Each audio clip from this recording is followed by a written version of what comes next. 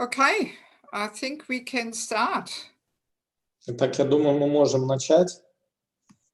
Om Agyantimandasya Gyananjala Shalakaya Chakshunmilitam Dana Tasmai Shri Guve Namaha Shri Chaitanya Manupistam Sthapitam Yena Bhutale Swayam Rupakaramayam Nanati Swavadantikam Namam Vishnupada Kashapista Bhutale Srimate Bhaktivedanta Swaminiti Namane Namaste Saraswati Deve Govani Pachayine Nirvishisha Shunivari Pasatari Shatarine Vanchakapa Tuvasha Kripa Sinivevacha Paritanam Pavanebhyo Vaishnavebhyo Namo Namah Jai Shri Krishna Chaitanya Pavanityananda Shri Advaita Gadada Shri Vasadi Go Bhaktabanda Hare Krishna, Krishna Krishna, Hare Hare, Hare Ramo, Ramo Ramo, Hare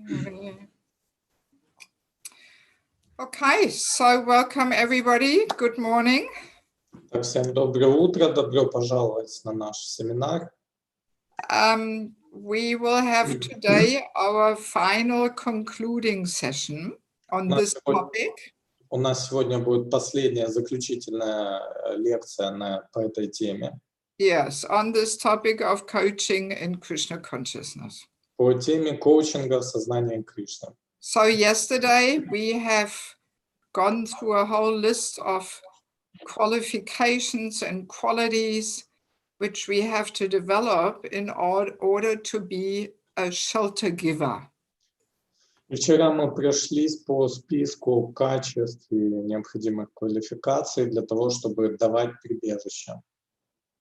The main and first one, which sets the foundation to everything else, is that we have to be sheltered ourselves. We have to have a coach in order to give shelter to others. И самое главное условие для того, чтобы давать прибежище, это то, что у нас самих должен быть наставник, для того, чтобы мы могли давать прибежище другим.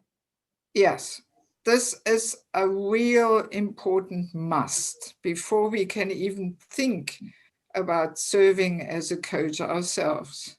И это очень важное и обязательное условие для того, чтобы мы могли служить преданным в качестве наставника или коучера.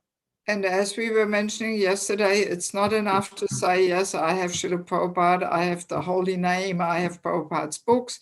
No, we do need an alive person who sometimes can come and pull our ear and chastise and correct us. И также мы говорили о том, что нет, недостаточно святого имени, Кришны, книг Шрилы Прабхупады, нам нужен живой представитель для того, чтобы в случае каких-то наших неправильных действий он подошел и смог нас немножко потянуть за ухо. Yes, and correct us. И исправить нас. Yes. So and then, of course, you know, all these things we were discussing yesterday, they are important, but then there's another one which is kind of standing out a little bit amongst the list of qualifications. И, конечно, среди тех качеств, которые мы обсуждали, все они важные, но есть еще одно, которое также занимает очень важное место и выделяется среди них. And that's that we have to have that spirit of sacrificing ourselves for the upliftment of others. И это качество заключается в том, что мы должны обладать духом самопожертвования для того, чтобы вдохновлять других. And we have to have a genuine and selfless concern for the welfare of other devotees. И у нас должен быть искренний и бескорыстный интерес в заботе о благе об остальных преданных. If that spirit is there, then we will make efforts to develop the other necessary qualifications. Если мы обладаем таким духом самопожертвования, то мы сможем развивать остальные необходимые качества. If we have that burning and selfless desire to really share whatever Krishna consciousness did to us, that we want to give this to others and uplift them and guide them. При условии, что у нас будет такое сильное, горящее желание поделиться сознанием Кришны, вдохновить и дать знания другим преданным. And the more selfless and pure that desire is, the more we will, be able to play that role in people's lives.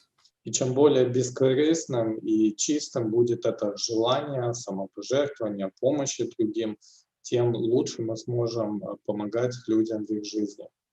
And I guess the main, material attachment we may be having is that we want to have followers, and people sitting at our feet.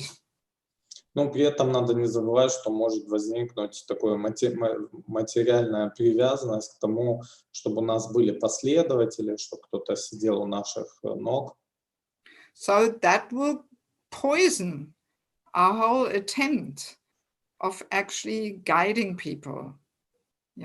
Поэтому если мы выявляем в своем сердце такие позывы, надо ясно понимать, что это отравит наши попытки предоставлять прибежище преданным. Yeah, in one letter, Prabhupada said, personal ambition is the poison. В одном письме Шрила Прабхупада написал, что личные амбиции – это яд. So from far away, it may look like the real thing, whatever we do, but if there's some personal ambition there, if we are running after recognition and fame and followers, everything is poisoned. То есть издалека, с виду, внешне может показаться, что мы все делаем правильно, но если при этом у нас есть такое желание иметь последователей, славу, почет, положение, то мы должны понимать, что это отравит всю нашу помощь. Yeah, so this already gives us a clear understanding that actually to be a mentor not so easy. One actually has to be quite mature and spiritually advanced. Yeah. Таким образом, мы понимаем, что быть наставником не так просто, такой преданный должен быть зрелым и духовно продвинутым. But also, as we serve in that function, we do become mature. Также надо помнить о том, что служа наставникам, мы также развиваемся и духовно созреваем. As we said yesterday, as a concluding statement, that this giving shelter, accepting shelter is a whole churning process of anarthas on both sides. И как мы вчера в конце говорили, что взаимоотношения прибежища являются таким процессом пахтания своего сердца, в процессе которого из него выходят наверх различные анархии с обеих сторон. Yes, the anarthas will come to the surface and we will be exposed. Поэтому надо понимать, что анархии будут подниматься с нашего сердца, и мы будем разоблачены. So I'd like to continue now with the next qualification, which we did not discuss yesterday. Итак, я бы хотела продолжить со следующей квалификацией, которую мы вчера не обговорили. Yeah, and that is the fact that a mentor should be stably situated in his ashram. И это то, что наставник должен занимать стабильное положение в своем ашраме. That point is almost as important as having to be sheltered ourselves. И эта квалификация настолько же важна, как и наличие наставника и прибежища. Yes. So as we know, there's 4 ashrams: Brahmachari, Brahmacharini, Grihastha, Vanaprastha, Sannyas. So one has to be situated in one of these ashrams, and not only somehow or other, but stably. Ну и, как мы знаем, есть 4 ашрама: Брахмачари, Брахмачарини, грехастха, ванапрастха и саньяси. Поэтому наставник должен быть не просто находиться в каком-то ашраме каким-то образом, но он должен в нем занимать стабильное положение. Yes. I mean, to talk about the 4 ashrams is another whole separate seminar. То есть, если мы будем обсуждать 4 ашрама, для этого потребуется отдельный семинар. But let me just mention a couple little things for starting off with, that each ashram actually offers protection. Но я бы хотела в общем сказать, что каждый ашрам дает нам защиту. Yes, because each ashram brings along a certain consciousness. Потому что каждый ашрам приносит нам, дает нам определенное сознание. And also each ashram brings along certain duties, purifying duties. И также каждый ашрам привносит с собой необходимость выполнять определенные обязанности, очистительные обязанности. Yeah, so in this way, each ashram sets us a frame, a ramka, you know?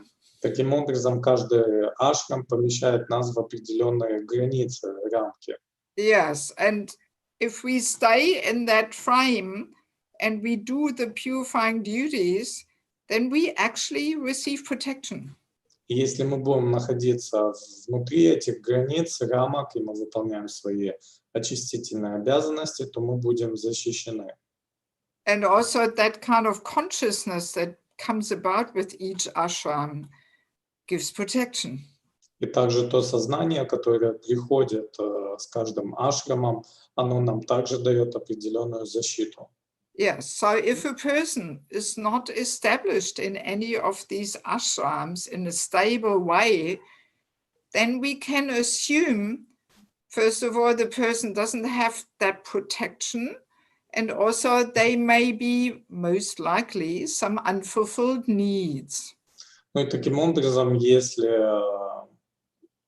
наставник или претендент, кандидат на это положение не находится в ашраме, то мы можем понимать, что у него нету такой защиты, и, скорее всего, у него есть какие-то нереализованные потребности.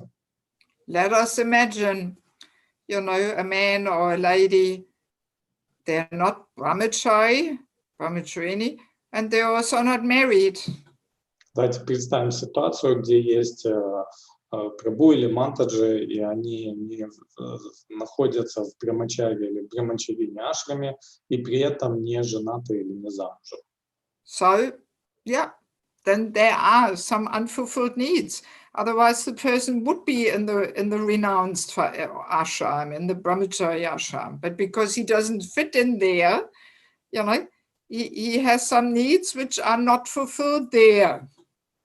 И, следовательно, это показывает на то, что у этой личности какие-то нереализованные желания, иначе она бы приняла отреченный уклад жизни, то есть брамачарини или брамачари ашрам, а так как она туда не вписывается, то получается, что человек и не в брамачари ашраме, и не в грехастха ашраме. So, and if there's unfulfilled needs, then very easily, you know, his subordinates, his mentees, or her mentees, become the source of fulfillment for their own needs. Поэтому если у человека человек не реализует свои потребности в ашраме, то есть он находится вне ашрамов, то естественным образом он может начать реализовывать их через своих подопечных. So, and that means his attempts of caring for the devotees is not selfless. In a subtle way, he or she will try and fulfill their own needs. И таким образом забота о преданных со стороны такого наставника может не быть бескорыстной, потому что человек как бы через подопечных реализует, удовлетворяет свои какие-то потребности. And then easily it becomes a subtle business deal. И поэтому очень легко это все превращается в такую коммерцию, в бизнес. Or even some unhealthy symbiosis. или в какой-то нездоровый такой симбиоз. Yes, yes. Like, for example, as we hopefully all understand and know that we women have a more emotional nature, and this is arranged by Krishna, so we can be good mothers and caregivers. Ну, как мы все знаем, у женщин более эмоциональная природа, так как Кришна это все спроектировал таким образом, чтобы мы могли заботиться о детях. Yes. And in fact, the emotional nature inspires and motivates us women to be mothers. Otherwise, which woman would want to be a mother? И таким образом, эта эмоциональная природа, она вдохновляет нас на то, чтобы стать матерью, а иначе кто бы хотел стать, рожать детей. If it wasn't for the emotional nature and needs, no woman would want to go through those austerities of being pregnant, giving birth. Oh my God, what for, Если бы не эта эмоциональная природа, навряд ли какая-то женщина согласилась бы пройти через эти все аскезы, через период, через то, чтобы рожать ребенка, потом его воспитывать и так далее. Зачем? Pregnancy. Через период беременности.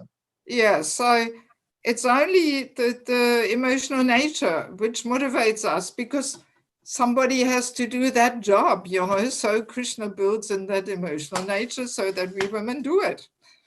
Это только благодаря эмоциональной природе мы можем через это проходить, и Кришна специально так все устроил, чтобы мы, женщины, могли воспитывать таким образом детей. And also we have to understand that the family life is the place to fulfill these emotional needs. We mentioned that already once before.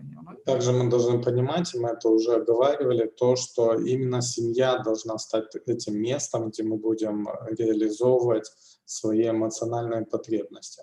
Yes. So now let us imagine a Mataji is single, and she's also not firmly established in the renounced phase of life. И вот представим себе ситуацию, где Матаджи одна, то есть она не замужем, и при этом она не утвердилась стабильно в отреченном образе жизни. Then most likely there are some emotional needs which are not satisfied. То есть в таком случае, скорее всего, будут присутствовать какие-то эмоциональные потребности, которые не реализованы. And then very easily the young girls become the fulfillment for her emotional needs. И таким образом какие-то другие молодые девушки, они могут стать этой площадкой, платформой, в которой она будет реализовывать эти потребности. Yes, and then that develops into an unhealthy relationship. И это все может развиться в очень нездоровые взаимоотношения. It's not selfless anymore. И эти взаимоотношения уже не будут бескорыстными. And very easily the emotional needs of the mentor can clash with the spiritual needs of the mentees. И таким образом эмоциональные потребности наставника могут конфликтовать с потребностями подопечного. And she may discourage the young girls from getting married, because then she will lose them as a source of her emotional fulfillment. И даже может быть ситуация, что такая матаджи может The mentor. Такой наставник или наставница может убеждать своих подопечных не вступать в брак лишь для того, чтобы сохранить их для реализации своих потребностей. Yes, because then the young girls have their husband to fulfill their emotional needs, and they don't need her anymore for that. Потому что у этих молодых девушек будут уже мужья, с которыми они могут реализовывать эти потребности, то есть в ней не будет необходимости. Yes. Такой наставницы. Yes, or in a subtle way, she may try to make the young girls, dependent and emotionally attached to her. Или каким-то тонким образом она будет пытаться взрастить зависимость или сделать их эмоционально зависимыми от себя. These things are often going on in a very subtle way. И эти вещи часто происходят на очень тонком уровне. Yes, but they spoil the whole idea of giving shelter. И они портят всю идею предоставления прибежища. Yes. So, and we have had all these experiences, У also in нас был Ukraine. такой же So, опыт. Да. yeah, we had these experiences also even in Ukraine. И у нас был уже Beginning такой 20 years ago. опыт даже в Украине 20 лет назад. Yes. So that's why, for example, in Ukraine, they're very firm in this understanding that no single people should serve as a mentor unless they're really firmly established in the last phase of life of the Vanaprastha ashram.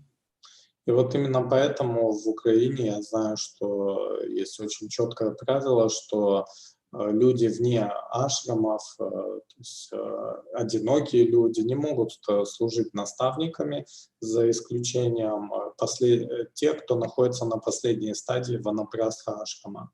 And Vanaprastha means you have finished with the Grihastha ashram. That's Vanaprastha ashram. Что такое ванапрастха ашрам? Это означает, что вы уже закончили со всеми делами в грихастха ашраме.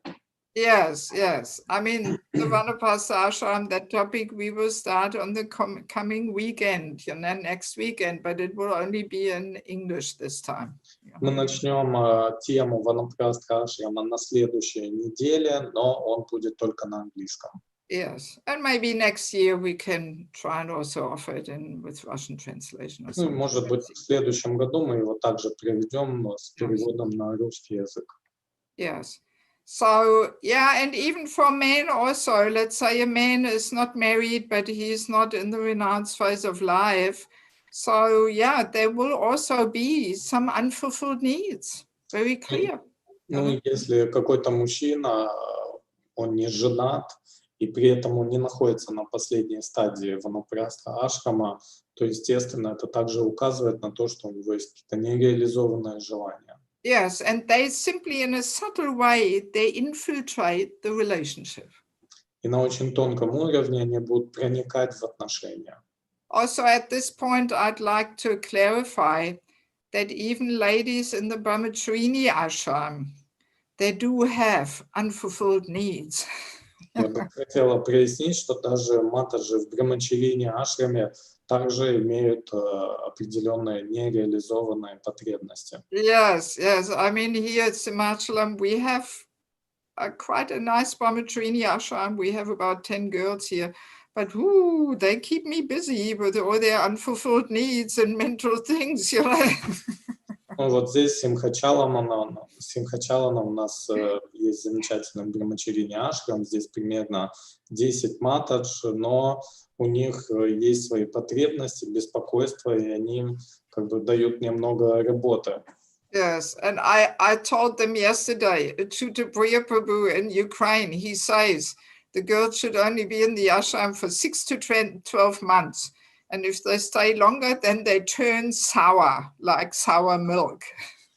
И я им говорю, вот Achyuta Priya Prabhu из Киева говорит следующую вещь, что матаджи в Брамачарине ашраме должны находиться от 6 максимум до 12 месяцев, а иначе они начинают закисать, как молоко. Yes, and there's only a few exceptional, persons who can stay longer than that in the Brahmacharini ashram. И есть только несколько очень исключительных личностей, которые могут полноценно оставаться в этом ашраме. Yeah, so Brahmacharinis are also not really, firmly situated in order to serve as a mentor. Поэтому Брамачарине также не находятся в стабильном положении для того, чтобы служить в качестве наставниц. It's different for brahmachari because the men don't have these strong emotional needs. They also have some, of course, but not as prominent as we women. You know? Ситуация с брамачариями отличается, у них нет таких сильных эмоциональных потребностей, поэтому как бы они могут занимать стабильное положение в своем ашраме. Yes, let us take the next point with this point because it is connected.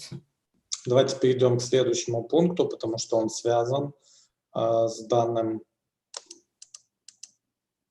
Yes. So next point is the mentor should have healthy and appropriate ways of fulfilling financial, emotional, and managerial needs, and thus never exploit his or her dependence for those needs. Итак, наставник должен осуществлять свои финансовые, эмоциональные и менеджерские потребности здравым, подходящим способом, чтобы никогда не эксплуатировать своих подопечных ради осуществления этих потребностей. Yes, so being stably situated in one's ashram does not only mean we are married. Поэтому стабильное положение в своем ашраме не означает только то, что мы женаты или замужем. Yes, I mean, most mentors are in the Grihastha ashram. We will get to this a little later. Большинство наставников находятся в грихастха ашраме, мы обсудим это чуть позже. Yes, but only to be married is not enough. Но только пребывание в браке недостаточно. Because even if a person is married, there may still be some unfulfilled emotional needs. Потому что даже если человек находится в браке, все равно у него могут быть какие-то нереализованные потребности. Yes, especially if the relationship with with a husband, for example, or with a wife is not so harmonious and balanced and so on, then often the woman is suffering emotionally and she actually has unfulfilled emotional needs, even though she's married. В особенности, если отношения с мужем, например, не очень гармонично, сбалансированы, то же женщина может страдать от этого, и у нее будут нереализованные эмоциональные потребности. And of course, also when a person is married and wants to be a counselor, he or she has to demonstrate exemplary married life. Otherwise, this is also not such good,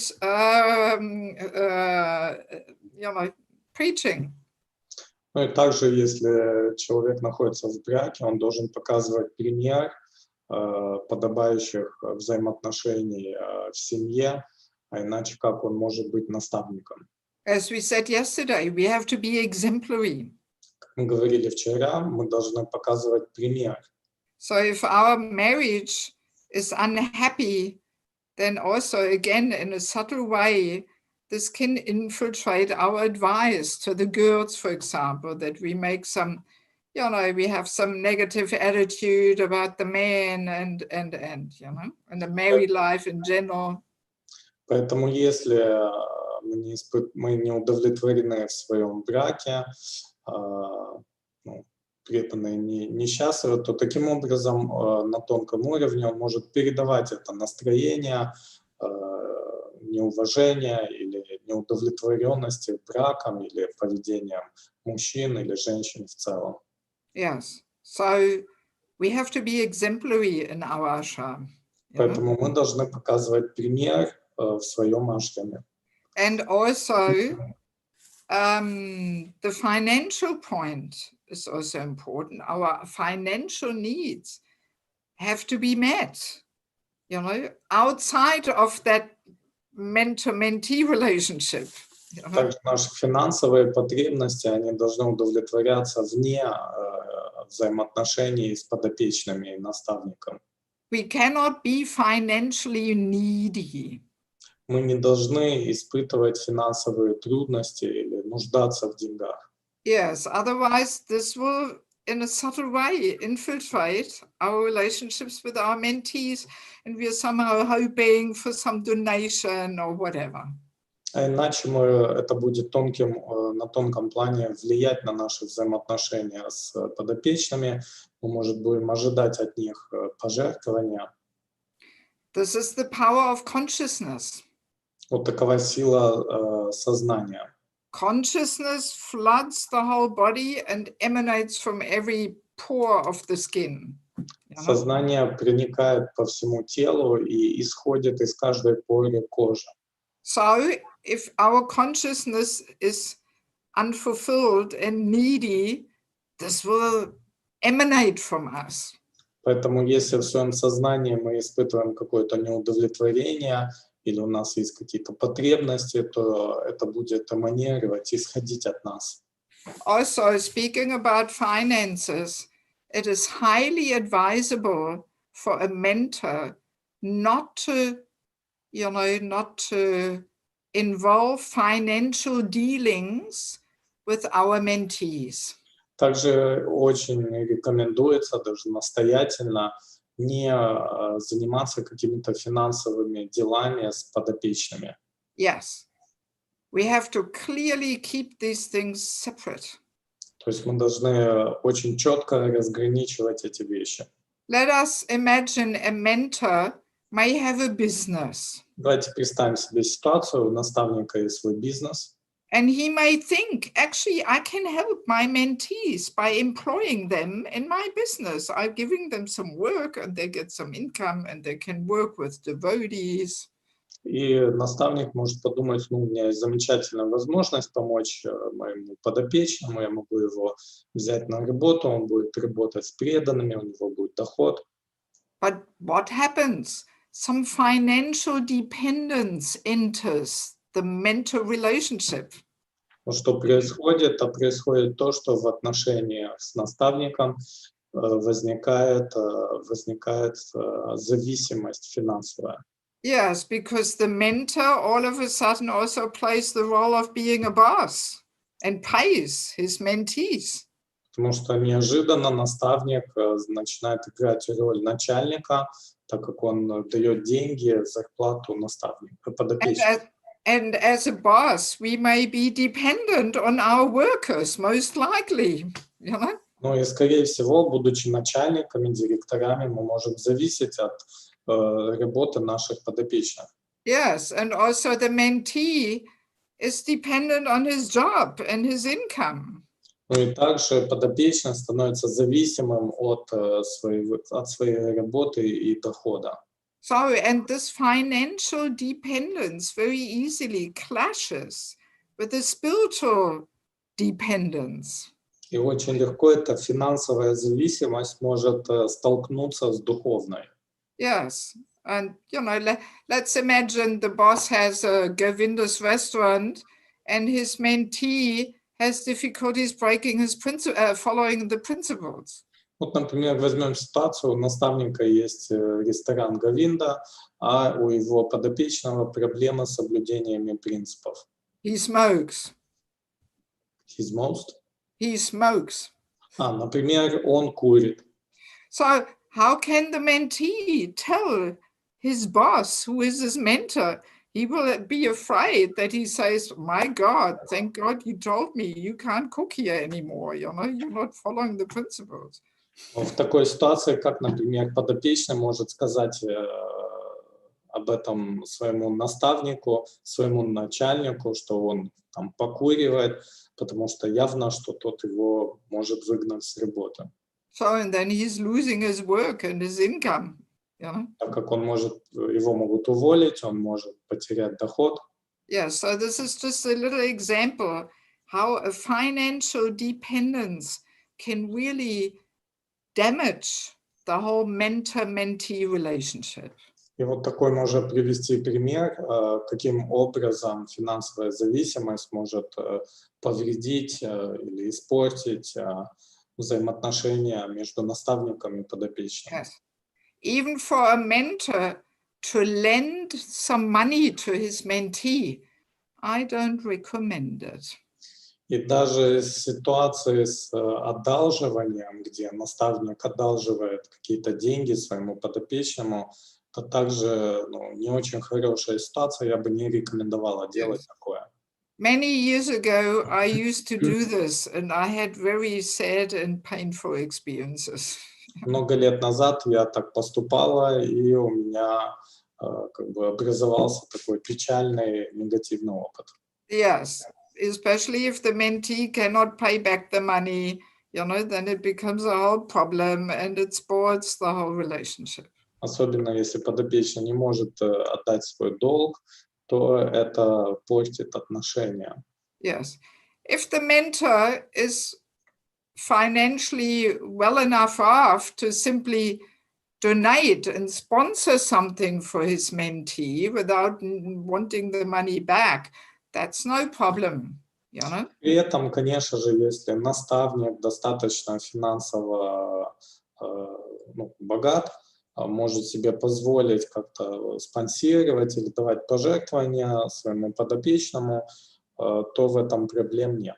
Yes, if the mentor sees, oh, my mentee needs a visit to India, but he or she's got no money, all right, here, take the ticket, go, Если наставник, допустим, видит, что его подопечный нуждается в поездке в Индию, он может ему сказать, давай едь, вот тебе билет, вперед. Yes, but it has to be selfless. Но это должно делаться бескорыстно.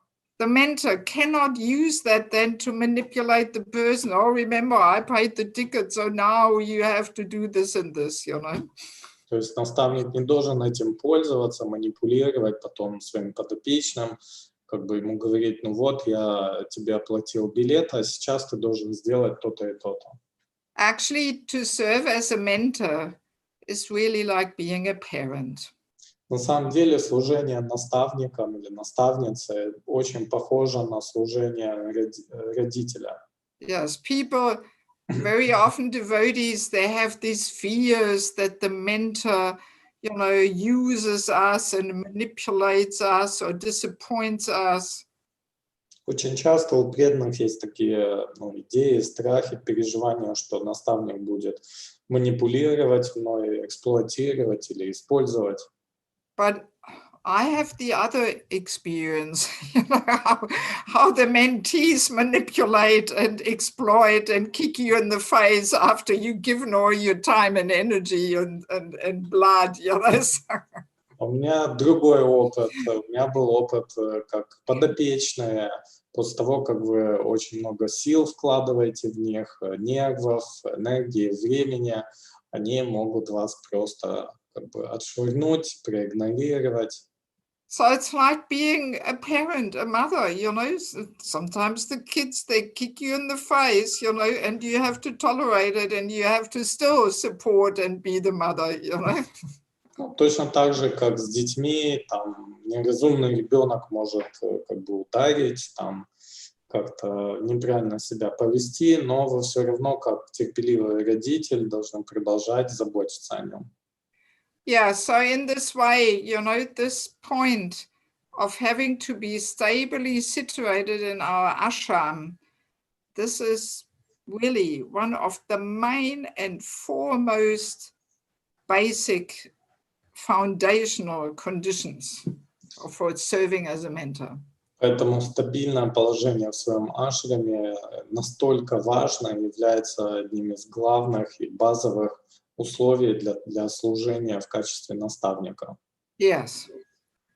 Let us quickly see if there's just some questions just only on this point, because I do want to share a few other things.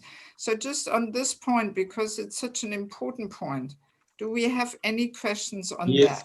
Есть ли какие-то вопросы именно вот по этим пунктам, то, что мы сейчас обсудили? Is there anything? Есть.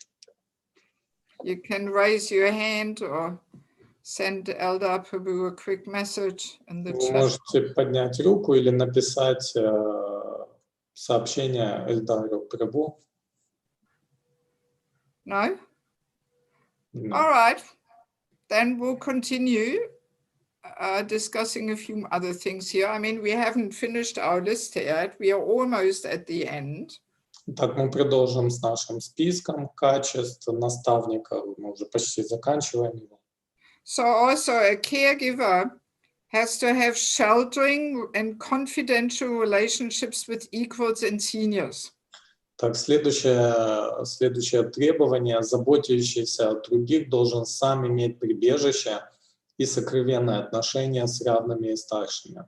So not only does he have to be sheltered and have a mentor, but he also has to have, equal relationships, То есть не только наставник должен, equal association, put it that way. он не только должен сам иметь прибежище, но также у него должны быть отношения, сокровенные отношения с равными и старшими.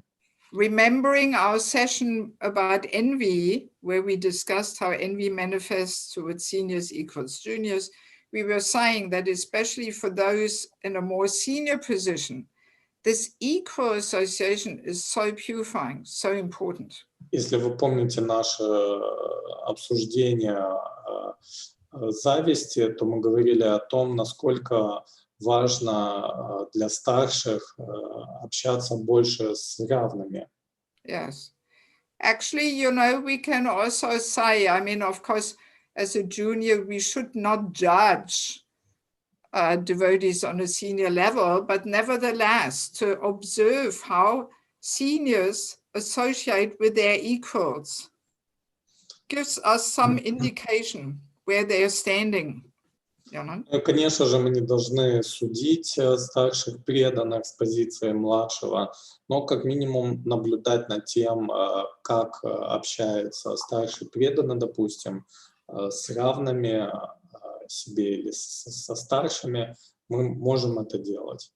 And we probably all have that experience. What a nice mood it creates when, for example, our gurus have very affectionate dealings with each other, Мы все мы помним, или я думаю, у каждого был опыт наблюдения того, как наши духовные учителя проявляют такие любовные взаимоотношения друг с другом, и это создает такую очень сокровенную, теплую атмосферу. Yeah, so same thing is there on the level of the mentor. If the mentors have nice and warm and harmonious relationships, this harmony filters down through the whole community to the junior devotees. И то же самое касается наставников. Если между ними есть такие гармоничные отношения, то естественным образом эта атмосфера, гармония, она снисходит вниз, дальше уже на младших преданных. Yes.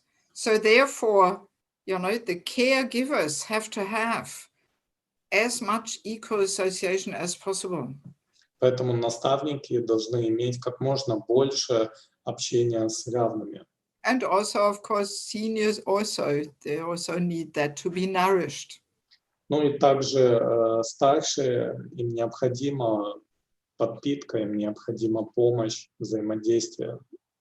That's why, for example, in the karate system, there is a strong emphasis on the fact that not only the mentor meets with his mentees regularly, but also all the mentors, they also meet regularly in a Shravanam Kirtanam program. И вот в кураторской системе очень важный акцент ставится на то, что между наставником и подопечным должны проводиться регулярные встречи, но при этом такие же регулярные встречи должны проводиться между наставниками для того, чтобы происходило Шраванам Киртанам. So if that regular association in form of programs does not take place, then very easily some competitiveness amongst the mentors comes in, and people want to become some big independent leaders with many followers. Ну, таким образом, если не проводятся такие регулярные встречи, программы между наставниками, то может возникнуть дух конкуренции, и кто-то может захотеть занять более высокое положение, иметь больше последователей. And we can easily get a system of different political parties. И у нас может появиться такая система с множеством политических партий. Yeah, but we don't want that. Но мы не хотим этого. Also, very easily, a mentor becomes possessive over his mentees. They are my people, you know? Очень часто также наставник занимает такую собственническую позицию по отношению к своим подопечным. Он считает, что это мои подопечные. Yes, and this is also unwanted. Но это также нежелательно. So if the mentors regularly associate, let's say every 2 weeks, they come together in a community and have a program. So then, you know, this is a good way to overcome these negative tendencies. Поэтому если наставники регулярно проводят встречи, какие-то программы хотя бы раз в 2 недели, то естественно, что все эти негативные тенденции, их можно избежать. Even within ISKCON, some years ago in Mayapur, you know, Gopal Bhatta Prabhu, he introduced not only the ALS, the ISKCON Leadership Sangha, but also a Guru Sannyasi GBC Sangha. И вот поэтому гуру... Sannyas GBC. What's the name of Prabhu? Gopal Bhatta. Гопал Бхатта Прабhu вот в Майпуре как бы внедрил программу санги лидеров Искона, но и также затем он как бы предложил и проводится сейчас программа встреч между саньяси и GBC. Yes, actually Gopal Bhatta Prabhu is quite an amazing personality. He's one of my heroes. Вот на самом деле Гопал Бхатта Прабhu очень известная такая выдающаяся личность. Он один из тех преданных, которыми я восхищаюсь. Yes, he really made quite a few reformations in ISKCON. Он провел некоторые такие серьезные реформы в Исконе. Yes, and he really brought ISKCON on a more professional level. И вот он поднял наше общество на более профессиональный уровень. Yes, professional, right? Right. Yes. He introduced this whole concept of strategic planning, you know, that in the GBCs, we don't only want to solve, you know, disasters and conflicts, but we have to make a few plans, you know, into the future, you know, before him, this was unknown. Также он как бы предложил и внедрил такое понятие, как стратегическое планирование в GBC, потому что GBC предназначена не только для того, чтобы решать какие-то насущные проблемы или срочные дела, но и для того, чтобы заниматься планированием. И вот до него это было неизвестно. In the beginning of this year, we had the ILS, ISKCON Leadership Sangha in Mayapur. И вот в начале этого года была программа санги лидеров Искона в Майяпуре. It's every 2 years. Она проводится каждые 2 года. And there's about 800 leaders from all around the world coming together for 10 days. И вот туда приезжают лидеры со всего мира на 10 дней, это примерно 800 человек. Yes, and all different personalities give some presentations. Ну, вот разные преданные дают небольшие презентации. Yes, I also had that good fortune to be there and present something. And I had a table with Spiritual Institute for Spiritual Culture and distributed my books and made contacts. Oh, it was ecstatic, actually. Но у меня тоже была удача провести вот такую презентацию. У меня там был столик с рекламой института, нашего духовного института.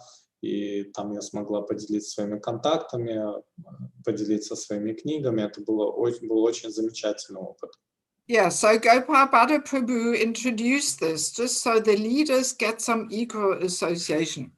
И вот Гопал Бхатта Прабhu внедрил эту программу для того, чтобы у лидеров было общение с равными. Yes, because if that's not there, if a person is a temple president, then very easily you sit in your little world there and you think, you know, this is it, and you have no idea what's going on in other parts of the world and associate with equally influential people.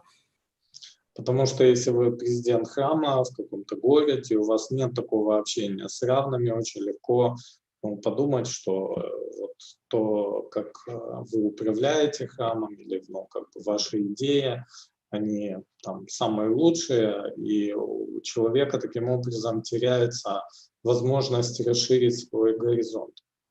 Actually, in the Bhagavatam, there's a story where Lord Vishnu arranges equal association for Lord Brahma. И вот есть такая даже история, когда Господь Вишну организовал общение для Господа Брахмы с равными. Yes, where our Lord Brahma goes to Vaikuntha and wants to see Lord Vishnu, you know? Где наш Господь Брахма отправляется на Вайкунтху для того, чтобы видеть Господа Вишну. So, and then the doorkeepers say, oh, which Brahma are you? И стражники спросили, а какой ты Брахма? And Brahma gets all offended. What? You don't know who I am? I'm Lord Brahma. My God, you know, what is this? Брахма, Господь Брахма оскорбился, как так, вы что не знаете, кто я? Я же Брахма. So then Lord Vishnu calls all the different Brahmas from all different universes. И вот Господь Вишну призвал Брахм с других вселенных. Yes, and many of them don't only have 4 heads, but 10 or 100 or whatever, you know, so many heads. And they all came and paid obeisances, clonking all their heads there with their helmets on the ground together. И вот все они, у них были там 10, 100 и больше голов, и все они пришли к Господу, склонились в поклоне, и вот их множество их голов, как бы с коронами ударялись о пол, производили вот эти все звуки. So, and then our Lord Brahma became very humble. Okay, you know, I'm not the only one here. There's so many Lord Brahmas, and they're all bigger than me, you know. Наш Господь Брахма сразу же стал очень смиренным. Он понял, что он не единственный такой, что есть даже более великие, чем он. Yeah, so usually leaders have a similar experience when they attend this ILS in Mayapur. Поэтому у лидеров есть такой похожий опыт, когда они посещают вот эту программу Санги лидера в Майпуре. Yes. And I mean, then, you know, this ILS is every 2 years, and every other year is this Guru Sannyas GBC Sangha. И вот такие встречи проводятся каждые 2 года, а в промежутке между ними проводится встреча между саньяси и GBC. Yes, that they all meet, you know, for a few days, and they associate not managerially, but on Shravanam Kirtanam topics.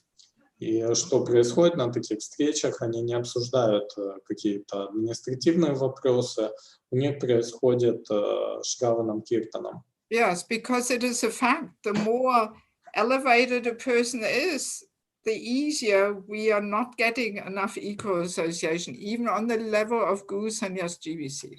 Но это известный факт, что чем более высокое положение мы занимаем, тем меньше у нас возможности общения с равными. И, естественно, это касается уровня GBC и саньяси.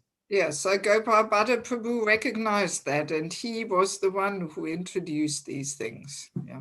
Гопал Бхатта Прабху, он это прекрасно понимал, и именно он и привнес такие встречи в Искон.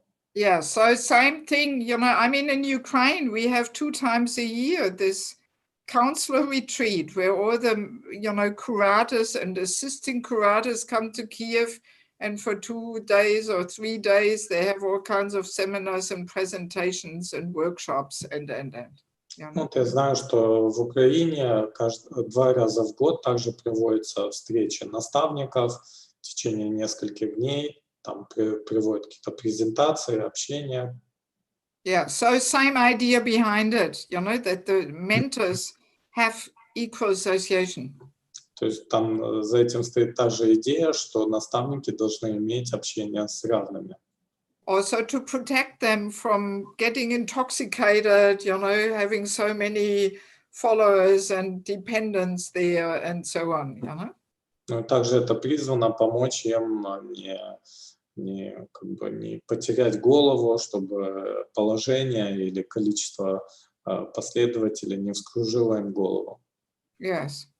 So, and also one other point here on our list is that a mentor should have, no, sorry, a mentor, has to regularly recharge his or her spiritual strength. Также тут есть следующее требование к наставнику, что он должен регулярно подзаряжать свои духовные силы. In other words, as not only as a mentor, but actually also as a manager, anybody who carries a lot of responsibilities has to really regularly recharge their spiritual batteries. И это касается не только наставников, но и любых преданных, которые выполняют какое-то важное служение или действуют в роли старших. Они должны регулярно подзаряжать свои духовные силы.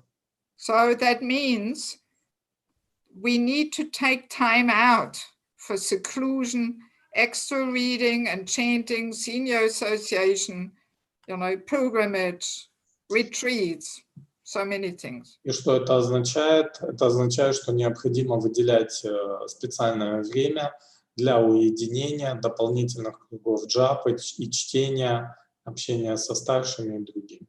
Visiting holy places. Также необходимо посещать святые места, дхамму, attending different retreats, seminars. посещать различные ретриты, семинары. We can only give something to others if we are nourished. Мы можем давать другим только в том случае, если у нас у самих есть духовная подпитка. This is also a big trap for devotees who carry big responsibilities, that they think, oh, I'm so important, nothing goes on without me. How can I go to India? Not possible. Это также может быть ловушкой для преданных, которые занимают какое-то положение или выполняют какие-то важное служение. Они могут подумать, что без меня тут ничего не будет делаться, поэтому как я могу поехать в Индию, в Дхамму? Yes, but let us quickly understand what happens very easily if a person is not ongoingly nourished. Давайте посмотрим, что очень легко может произойти, если у человека нет постоянной духовной подпитки. We lose our spiritual strength. Первое, мы теряем нашу духовную силу. Very easily our advancement becomes stagnant. И очень легко наше духовное развитие встает на месте, оно не идет дальше. Yes, and all kinds of material attachments start growing. Также начинают произрастать различные материальные привязанности. Attachment to power, title, position. Привязанность к власти, к положению. Title. К должности. Attachment to money, to control. Привязанность к деньгам, к контролю. Yes, and then so many conflicts and disturbances come. Также приходят различные беспокойства и сложности. And we lose that genuine spirit of caring for devotees. И таким образом мы теряем вот этот искренний дух заботы о преданных. Yes, and we easily become simply preoccupied with fulfilling our attachments to power, title, control, money, facilities. И таким образом наставник может быть занятым или погруженным только в то, чтобы поддержать свое положение, свою должность, как-то выполнять свои обязанности. Yes, and the whole caring spirit is lost. И вот этот дух заботы о преданных может потеряться. And we can easily fall down. И мы очень легко можем упасть. Yeah, so therefore, this point that we have to be regularly nourished, is very important. Поэтому вот это условие регулярной духовной подпитки, подзарядки, это очень важно для всех. Yes, we should not fall into this trap that we think, oh, I'm so important, nothing goes on without me. Не надо попадать в эту ловушку и думать, что я такой важный, и ничего без меня не может происходить. Actually, I remember many years ago, one young temple president in Ukraine, actually, he was in this mood. He thought, he cannot go to India because he's so necessary there in his little temple. Вот я помню, какое-то время назад в Украине был один президент храма, он был достаточно молодого возраста, и у него было такое настроение, что от меня так много зависит, я не могу покинуть храм, поехать в Дхаму. And he had never been to India. И он никогда не был в Индии. And I pushed him, Prabhu, you have to go to India, take some time out. Ну, я его вдохновляла, подталкивала, ему говорила, Прабху, вы должны выделить время и съездить туда. So, and after a few years, he finally went to India. И вот через несколько лет он все-таки туда поехал. Because I paid him his ticket, so he couldn't refuse. Потому что я оплатила ему билеты, он не мог отказаться. For him and his wife. Для него и его жены. So, and then was so funny, when he came back, he said to me in a very humbled mood, he said, actually, everything went on so much better when I was away.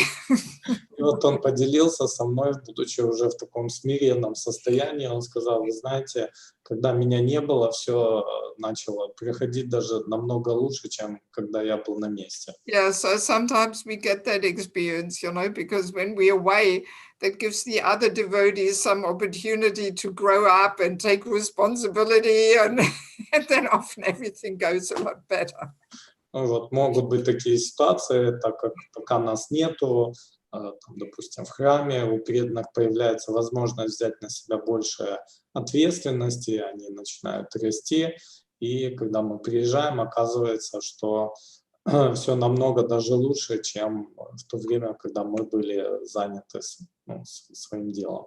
Okay, so before we now start a different topic, let me have a look one more time if there's any questions just about the qualities required to be able to give shelter.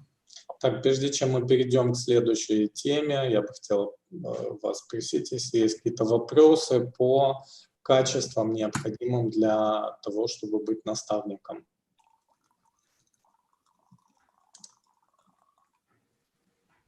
Is there anything? Есть ли какие-то вопросы? I mean, since we are a small group, people can also raise their hand and ask something. У нас маленькая группа, если кто-то хочет, может поднять руку и задать свой вопрос. No, nothing? Yes, Prabhu, Elder Prabhu. Hare Krishna. Small one. You mentioned in the very first qualities that mentor should be active in Krishna consciousness. It is not very clear for me what means active in Krishna consciousness to be a mentor. Okay. Ну вот вопрос заключается в том, что одно из качеств — это быть активным в сознании Кришны. Хотелось бы чуть подробнее понять, что же это означает. Well, of course, it depends a little bit on the, personal situation of a devotee. Конечно, многое зависит от личной ситуации преданного. But, in my understanding, active means that he's somehow connected with the community and somehow contributing in some way. В моем понимании активно означает, что он связан как-то с общиной, и он делает какой-то вклад в развитие общины. And that he also attends programs as much as possible. Также это означает, что он посещает программы, насколько он может. That he doesn't only come when he gives a lecture and the whole rest of the week you don't even see him or something, but he is active according to his personal situation. Это означает, что он приходит в храм не только тогда, когда он сам дает лекцию, но и еще несколько раз в течение недели. При этом все, конечно же, зависит от его личной ситуации. Yes, he's not just passively sitting at home and only comes for Janmashtami and Gopurnim and maybe one more festival or something, but he is regularly practicing and contributing in some way. Это не так, что он пассивно сидит дома, приходит в храм на Джанмаштами, на Гаури Пурниму или там еще на какие-то фестивали несколько раз в году. Нет, он активен, он делает какой-то вклад в развитие общины. I mean, I'm becoming more and more clear in this, that to actually make advancement, we have to be an active part of an active community.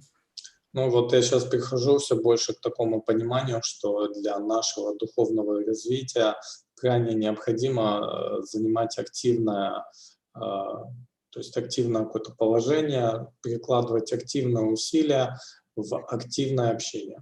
Yes, like for example, here in Germany, many devotees live far away from the next temple, 100 kilometers, 150. You know? Например, здесь в Германии многие преданные живут очень далеко от храма, за 100-150 километров. Even 50 kilometers, too far. How can you be part of a really of a community if you have to drive an hour to go there to the temple or what? Ну, даже 50 километров – это уже достаточно большое расстояние, как вы можете быть частью общины, если вам необходимо тратить на передвижение там час-полтора больше. Yes, but especially over the last months, I've been living here in Simachalam community.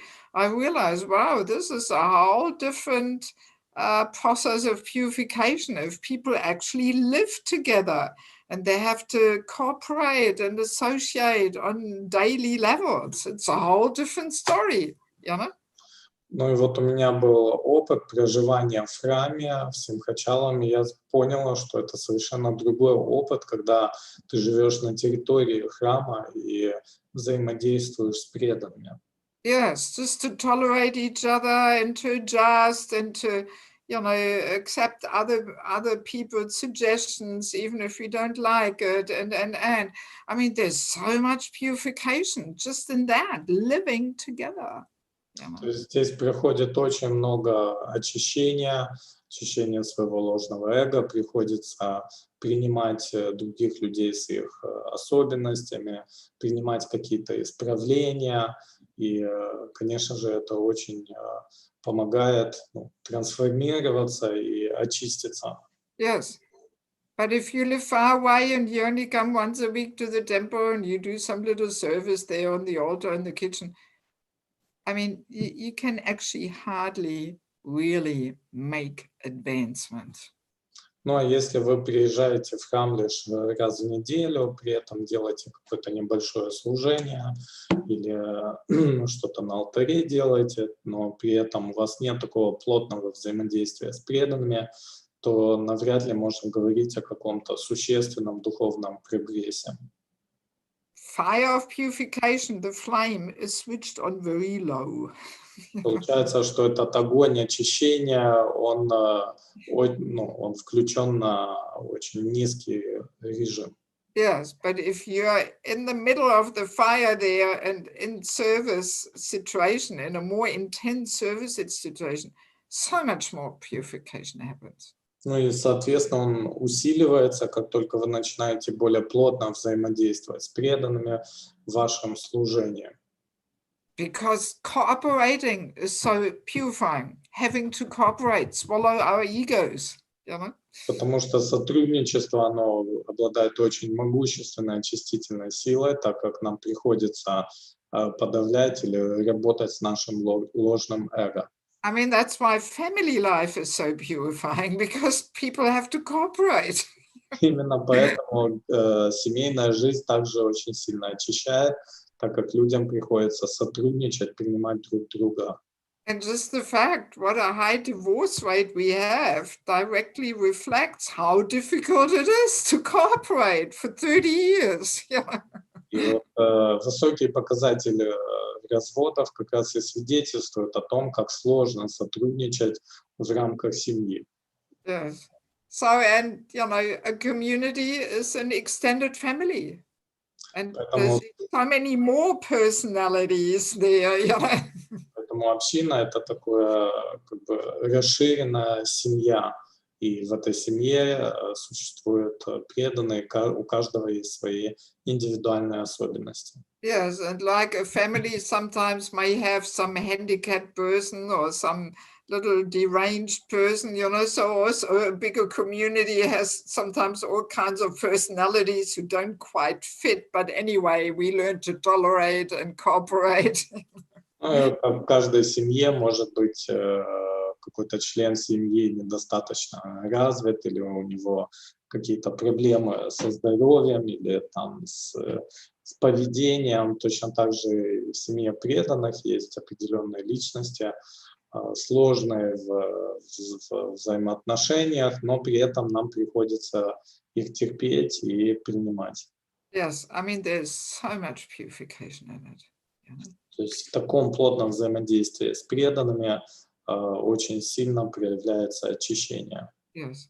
I mean, recently it was the first time that for 3.5 weeks, I stayed at my mother's place, and I had no regular devotee association. This was the first time in 35 years. I don't know such a situation in life, I'm usually always with devotees, Вот у меня сейчас была такая ситуация, что впервые за 35 лет у меня был такой период, 3,5 недели, что я проживала вместе со своей мамой. У меня не было общения с преданными. И это был очень такой особый опыт. Yeah, and I realized this is a whole different lifestyle if you just get up and do your little sadhana there in the mornings. I mean, you cannot compare this with being in the association and having sadhana together, and it's no comparison. Ну, я понял, что это не идет ни в какое сравнение. Ваша, скажем так, домашняя садхана, садхана в храме, или когда вы осуществляете духовную практику вместе с преданными. But anyway, we are getting a little off the topic here. This is the Grihastha Ashram seminar. Ну, мы чуть сбиваемся с темы. У нас переход на Grihastha Ashram. Yes, Elder Prabhu, you had another comment or question? Yeah, a little bit of a question about what you said right now. Right now, in our situation, that we have mostly association virtually through Zoom. Yes. Can this, at least at some point, fulfill these needs of communicating with devotees, or not? Вопрос в том, может ли виртуальное общение с преданными хоть как-то скомпенсировать вот эту потребность в общении? It cannot replace the personal association. Нет, это не может заменить личного общения с преданными. And I mean, I've talked to devotees here and also in Bangladesh. People are already getting Zoom tired. They're getting sick and tired of this whole Zoom thing, Ну, я общаюсь с преданными здесь, в других местах, в Бангладеше, и я замечаю, что преданные уже начинают уставать от Зума. Yes. In the beginning, it was a cool and new thing, and everybody was into it. But I can already feel, people losing gradually interest, and they're just hoping and waiting for the real thing again. Ну и вначале, может, это было все так ново и интересно, но сейчас я замечаю, что преданные уже устали от этого, и они больше жаждут личного общения. It's very simple. If we actually associate in real with devotees, it requires humility. И все на самом деле очень просто. Общение вживую с преданными требует смирения. If we are not humble, we will not fit in. Sooner or later, it will manifest. Если мы не смиренны, рано или поздно мы не сможем вписаться в общину преданных, то есть это проявится. But over Zoom, you can maintain your pride very nicely. Но в Zoom вы можете сохранять свою гордость очень легко. And if you don't like it anymore, you just log out, no problem. You Если вам, disappear. если вам что-то не нравится, вы просто выключаете эту трансляцию, выходите, и вы исчезаете. Yes, over internet, the exchange of service and commitment in a relationship is extremely limited. То есть ввести такие отношения, где вы можете как-то выражать свои обязательства или служить другим преданным в интернете, они очень ограничены. Yes, we can just close the computer and shut off. Мы можем просто выключить свой компьютер и выключиться. Yes, but if you live in a community, just when you want to read something, then somebody knocks on your door. Oh, Mataji, can I talk to you? I'm really disturbed. Please, give me some time right now. Ну, например, когда вы живете в общине или в храме, и вот вы сели почитать какую-то книгу, только вы настроились, кто-то стучит вам в дверь и говорит: Матаджи, пожалуйста, у меня тут какая-то проблема, можно с вами переговорить? Очень срочно, прямо сейчас. Yes, so different situation. Это, конечно же, совершенно другая ситуация. I want to go back to our topic more. Так, я хотела бы вернуться к нашей теме. And I would like to now touch upon the etiquettes within sheltering relationships. И сейчас давайте поговорим больше об этикете в взаимоотношениях прибежища. Yes. Very important to clearly understand that women take shelter of women and men take shelter of men. Очень важно понимать, что женщины принимают прибежище у женщин, мужчины у мужчин. So Mataji should not have a man as her curata. Женщина не должна иметь наставника мужчину. And a man should also not have a woman as her curata, as his curata. И, соответственно, мужчина не может быть наставником Матаджи. But we stay in our own gender. То есть мы остаемся в отношениях прибежища в рамках своего пола. Very important to clearly understand.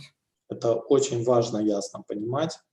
Because man's nature is that he wants to give shelter to women, actually. Потому что природа мужчин заключается в том, что они хотят дать прибежище женщинам. And women also have that nature that they're searching for a man where they can take shelter. И природа женщин искать мужчин, где они могут получить прибежище. But this nature and need has to be satisfied in family life. Но эта природная потребность должна быть реализована в семейной жизни. We cannot allow that this concept of mentorship, enters this need, and then all of a sudden there we fulfill this need that a man gives shelter to a woman and a woman takes shelter of a man. Очень важно нам следить и понимать тот факт, что вот эти эмоциональные потребности не должны проникать во взаимоотношения прибежища, то есть мужчины не должны давать прибежище женщинам в рамках наставничества, и то же самое женщины не могут давать мужчинам прибежище в рамках наставничества. So Krishna's recommendation for the protection of a woman is through the father, through the husband, through the son, family.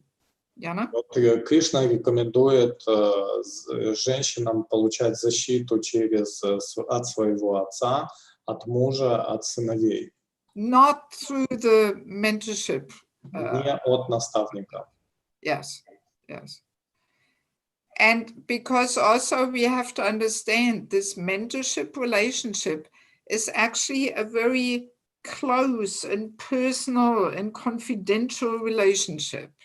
Также мы должны понимать, что взаимоотношения прибежища, наставничества — это очень близкие, сокровенные отношения. It should also be on a rather regular basis. И они должны поддерживаться на регулярной основе. That's, for example, the difference between a mentor and a shiksha guru. И в этом заключается разница между наставником и шикша-гуру. A mentor gets much more personally involved in people's lives. Наставник, он очень вовлекается в личную жизнь своих подопечных. Like when the mentee is in hospital, so the mentor makes sure the person gets prasadam, and he maybe even overlooks the, his treatments and helps the mentee to make decisions, Вот если подопечный оказывается в больнице, то это обязанность наставника проследить за тем, чтобы у него был присад. Может быть, он даже будет следить за тем, какие лекарства ему дают, он будет помогать ему принимать какие-то решения касательно лечения. Even treatments, whether or not to take chemotherapy, whether or not to take surgery, a mentor assists his mentee to go through this journey, То есть наставник будет помогать своему подопечному принимать решения, допустим, проходить химиотерапию или нет, там, проводить определенную операцию или нет. Yes, or if there's some family issues, with a direct family or with the parents, Ну или если есть какие-то вопросы, связанные с семьей или с родителями. So obviously, such close connection, with the person of the other gender, the butter will melt. This will be too close. Very natural. Поэтому если такие взаимоотношения будут проводиться с представителем противоположного пола, то естественным образом масло растает. Yeah, some emotional dependence, on the mentor of the other gender will come in, Ну, естественным образом возникнет эмоциональная зависимость от наставника противоположного пола. Yeah, so, but with a Shiksha guru, for example, this is a more distant relationship, usually. Но обычно вот в ситуации с шикша-гуру это отношение больше на расстоянии. Yes, because the Shiksha guru may be traveling, and all right, we see him maybe 2-3 times a year, and maybe we can stay in contact over internet, but it is not such a personally involved relationship. Ну, с шикша-гуру мы можем видеться несколько раз в году или переписываться через интернет, но в любом случае это не такие близкие и частые встречи, как с наставником. Yeah, therefore, Diksha gurus, Shiksha gurus, they also accept, Shiksha, Diksha disciples of the other gender, if they are careful. Ну, вот именно поэтому Дикша и Шикша-гуру могут принимать учеников противоположного пола, конечно, при условии, если они сохраняют бдительность. Yeah, so even on that level, one has to be alert in fear, being very careful always. Ну и даже на таком уровне всегда необходимо быть начеку, сохранять внимание и стараться поддерживать все в каких-то определенных рамках. Yeah, so that's one thing to understand. We stay in our own gender. Поэтому очень важно понимать, что в взаимоотношениях прибежища мы получаем его от лица такого же пола. Yeah, so then the other thing is we also stay in our ashram. И еще вторая важная вещь заключается в том, что наставник должен быть из того же ашрама. Brahmacharis who want to stay brahmacharis accept a brahmachari mentor. Брамачари, которые хотят оставаться брамачарями, должны принять наставником брамачари. Grihastas accept grihasta mentors. Грихастхи принимают наставником грихастху. Because every ashram has their particular consciousness. Потому что у каждого ашрама есть свое особое сознание. Let's say a grihasta prabhu, if he takes as mentor a brahmachari, what can a brahmachari really advise in grihasta life? Потому что если грехастха захочет принять в наставнике брамачарья, то что тот может ему посоветовать в семейной жизни? How can he open his heart to him, maybe in regards to following the fourth principle, no illicit sex life, what that means, how to practice? How can he go with this to a brahmachari? You know? Как, например, грехастха может обратиться к брамачаре, открыть ему свое сердце в вопросах, касающихся соблюдения четвертого регулирующего принципа, как это правильно делать и так далее. Or if he's got some problem with his wife, you know, how much can a brahmachari advise him about woman's nature, how our husband should deal with his wife, you know? Ну или если у грехастхи возникает проблема с женой, что может брамачарья посоветовать грехастхе касательно женской природы? Even if a grihasta accepts a mentor in the vanapasta phase in life, this can also easily lead to the fact that the grihasta will be prematurely, you know, inspired to leave his grihasta duties, and he will think, oh, vanapasta life is so much easier. Oh, wife, children, oh no, I renounce it all, you know. Ну, если грехастха примет наставничество у представителя ванапрастха ашрама, то очень легко, еще недостаточно, будучи созревшим, он может вдохновиться этим примером и подумать, жизнь ванапрастхи намного легче, чем грехастхи, почему бы мне не оставить семью? So naturally, vanaprastha also, you know, will take shelter in that ashram, you know, because it brings a certain mindset along. Ну и, соответственно, представитель ванапрастха ашрама также должен принимать прибежище у такого же ванапрастхи, потому что таким образом он получит определенный тип умонастроения. And same for sannyasa ashram, you know. Ну и, соответственно, для саньяса ашрама. So now, ladies who are, let's say, in the brahmacharini ashram, or they're not yet married, but they should be married, they will take shelter of a grihasta lady.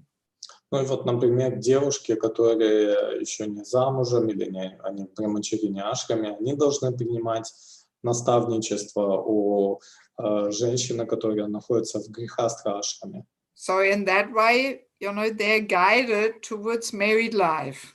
И таким образом их будут направлять к семейной жизни.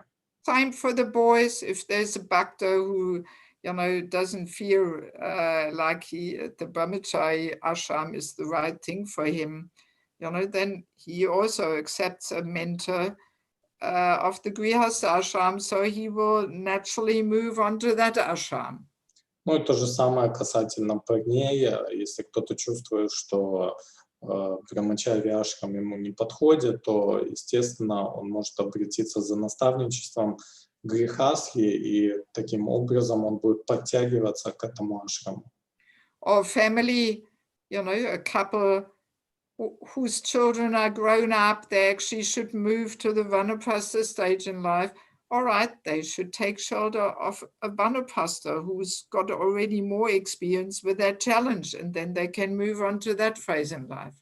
Ну или, допустим, семейная пара, у которой уже взрослые дети, и они готовы постепенно переходить в ванапрастха ашрам, конечно, им лучше будет обрести прибежище у представителя ванапрастха ашрама. So let's say, you know, a Prabhu has a grihasta Prabhu as mentor.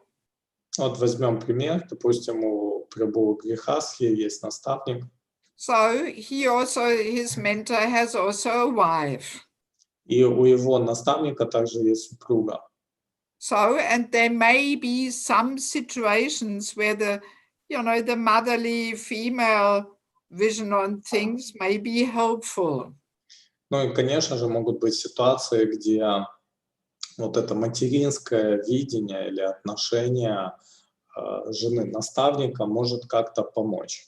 So then husband and wife can maybe sometimes talk together to this Prabhu, so she can also bring in the motherly energy and vision on things, Could you please So repeat? then this Prabhu, who's got this Grihastha Prabhu as mentor, sometimes the mentor and his wife can talk to him. Окей. Или, допустим, вот в таких ситуациях, когда у жены наставника есть такое материнское чувство или желание как-то помочь этому прабху грехастхе, в каких-то ситуациях они могут совместно с мужем давать ему какие-то наставления или чтобы у них было какие-то взаимоотношения или встречи вместе с мужем. Yes, but the mentee should always see the Prabhu as his mentor and not his wife. Но подопечный всегда должен видеть в качестве своего наставника супруга этой матаджи, то есть прабху, а не ее как своего наставника. Even though the mentor's wife may also sometimes assist. Даже хотя супруга наставника иногда может как бы помогать и тоже давать какие-то советы. Yes, and the same also for ladies, an unmarried or unmarried doesn't actually matter, even if she's married. So a lady will have, a Mataji as mentor, but she also has a husband if she is in the Grihastha ashram. Ну, то же самое в ситуации с женщинами. Если у вас есть наставница, то у нее может быть в грехастха ашраме муж. No. Yes, she has a husband, right? So, and then, and then sometimes, both husband and wife may talk to the mentee together. Ну и могут быть ситуации, где оба, ваша наставница и ее муж, могут проводить с вами какие-то встречи, что-то обсуждать, давать советы. So, and in this way, the husband of the mentor will bring in a little bit of the male rational view and mood on things. И таким образом муж вашей наставницы может как бы привносить определенное рациональное зерно или видение в то, о чем говорит ваша наставница. Yes, but the mentee will always see her as her mentor and not her husband. Но женщина подопечная всегда будет считать своей наставницей, наставником, то есть женщину, а не мужчину. Yes. Yeah, is this clear? Это понятно? Yes. Yeah, we have to be very strict in this. Otherwise, very easily, in the name of mentorship, some subtle sex life is going on, and that will contaminate everything.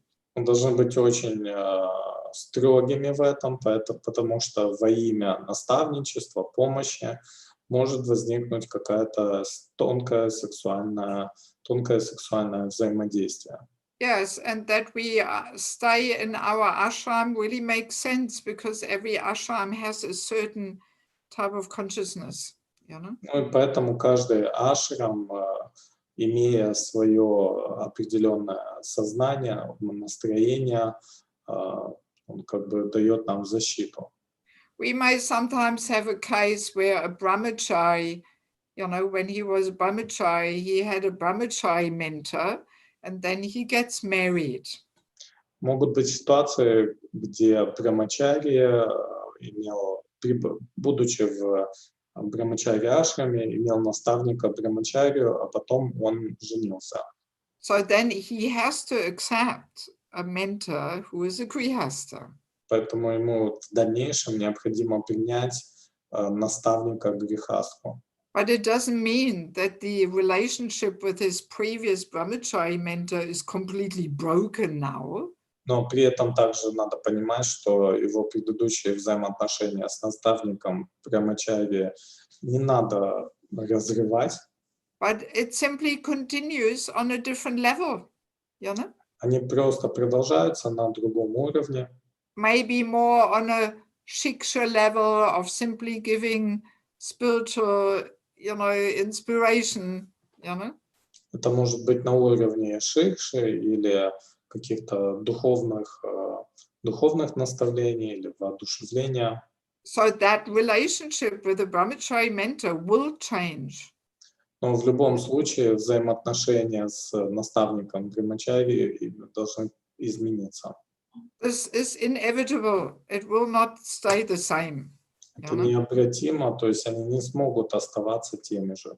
Yes, and sometimes it's like that when a brahmachari gets married, then the other brahmacharis, they feel, oh, now we are losing him. He is now in a different world there with his wife, and Ну и очень часто в брамачари, у них может возникать такие идеи, что вот мы потеряли нашего, у него уже там есть своя жена, Yeah, в совершенно другом мире. Yes, yeah, well, we have to, allow and encourage people to go through the different phases in life. We can't just be selfish and think what we need, and we need this relationship or something. Ну, конечно, мы должны позволять и не препятствовать людям проходить через другие ашрамы. Не надо эгоистически думать только о себе и о своих потребностях в каких-то отношениях. Yes. Do we have any questions on this? Есть ли какие-то вопросы по этой теме? Yes.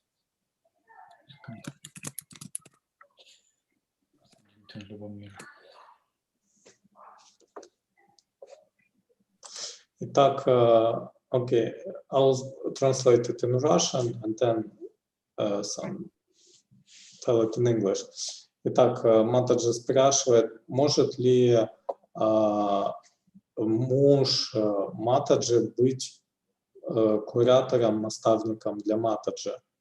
Или у них должен быть одинаковый наставник, или у жены должен быть отдельный наставник по ее, отдельная наставница по ее вопросам? То есть, еще раз вопрос, может ли супруг быть наставником для Матаджи? Или им необходимо иметь разных наставников? So, Ishwara Prema Mataji is asking, can Mataji's husband be a curator for her? Or if they have, or they need to have the same curator, or wife needs to have a separate curator for her questions? Okay, well, this is a very common question. Очень популярный вопрос. Yeah, so obviously the husband gives some guidance to the wife. He's meant to do that.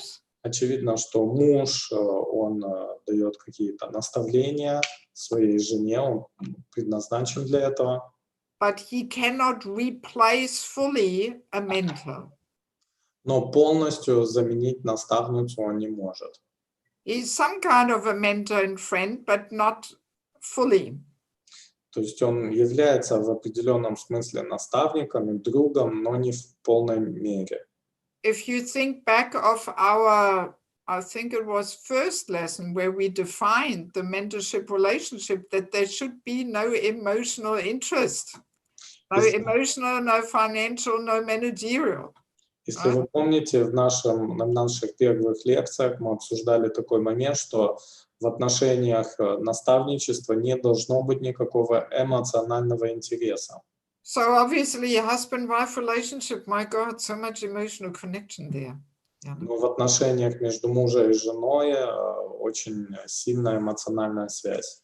Yeah, so a husband cannot, objectively, see without emotional involvement, certain situations. Поэтому муж не может объективно выносить суждения или видеть определенные ситуации, где он эмоционально вовлечен. And where will the wife go? She can't go to her husband, if there's some problem with the husband. Ну, естественно, куда может пойти жена, если кому обратиться, если проблема с ее мужем? Yeah, so definitely definitely. There has to be a mentor who is not a family member. Even parents, same story. Let's say the parents are devotees. There's so much emotional connection there. You know, the parents have emotional attachment, so they cannot objectively assess the situation. Поэтому очевидно, что должна быть какая-то личность, должна быть наставница, у которой не будет вот этой эмоциональной вовлеченности. То же самое касается и родителей. Даже если родители преданы, все равно у них есть определенная эмоциональная заинтересованность, вовлеченность. Yes. So now we can say ideally would be if husband and wife have one grihasta couple as mentor. That's ideal. Поэтому в идеальном случае, конечно, лучше, чтобы у семьи грехастх были в качестве наставников также семья грехастх.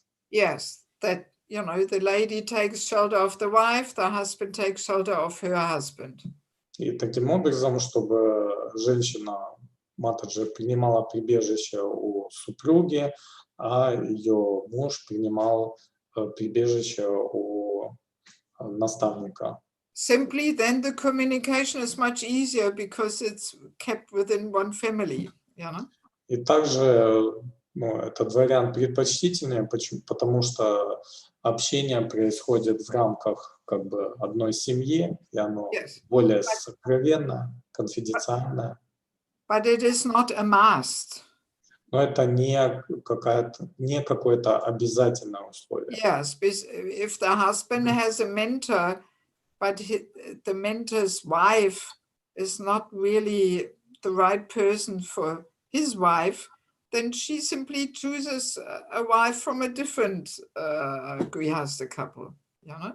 То есть, например, если у супруга есть наставник, но его жена вам как-то не очень подходит, то, естественно, вы можете принять наставницей какую-то другую матаджи. I think we mentioned yesterday that practically all family problems can be solved if people have a mentor. И как мы уже обсуждали на одной из лекций, практически любую проблему можно решить, если у пары будут наставники. Yeah, so it's one of the main and foremost secrets of success in the Grihastha ashram that people have to have a mentor. И это один из основных успехов в грихастха ашраме, у пары должны быть наставники. Also, if the wife sees her husband as only mentor, then very easily they can go happily into Maya together, you know. Ну, если жена видит в своем муже единственного наставника, то они очень легко могут вместе уйти в Майю.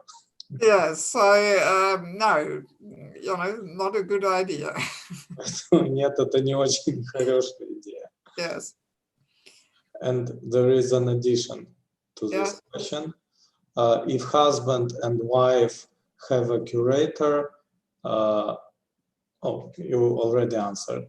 They need to be devotees, married couple. Yeah. Yeah. Okay. Yeah.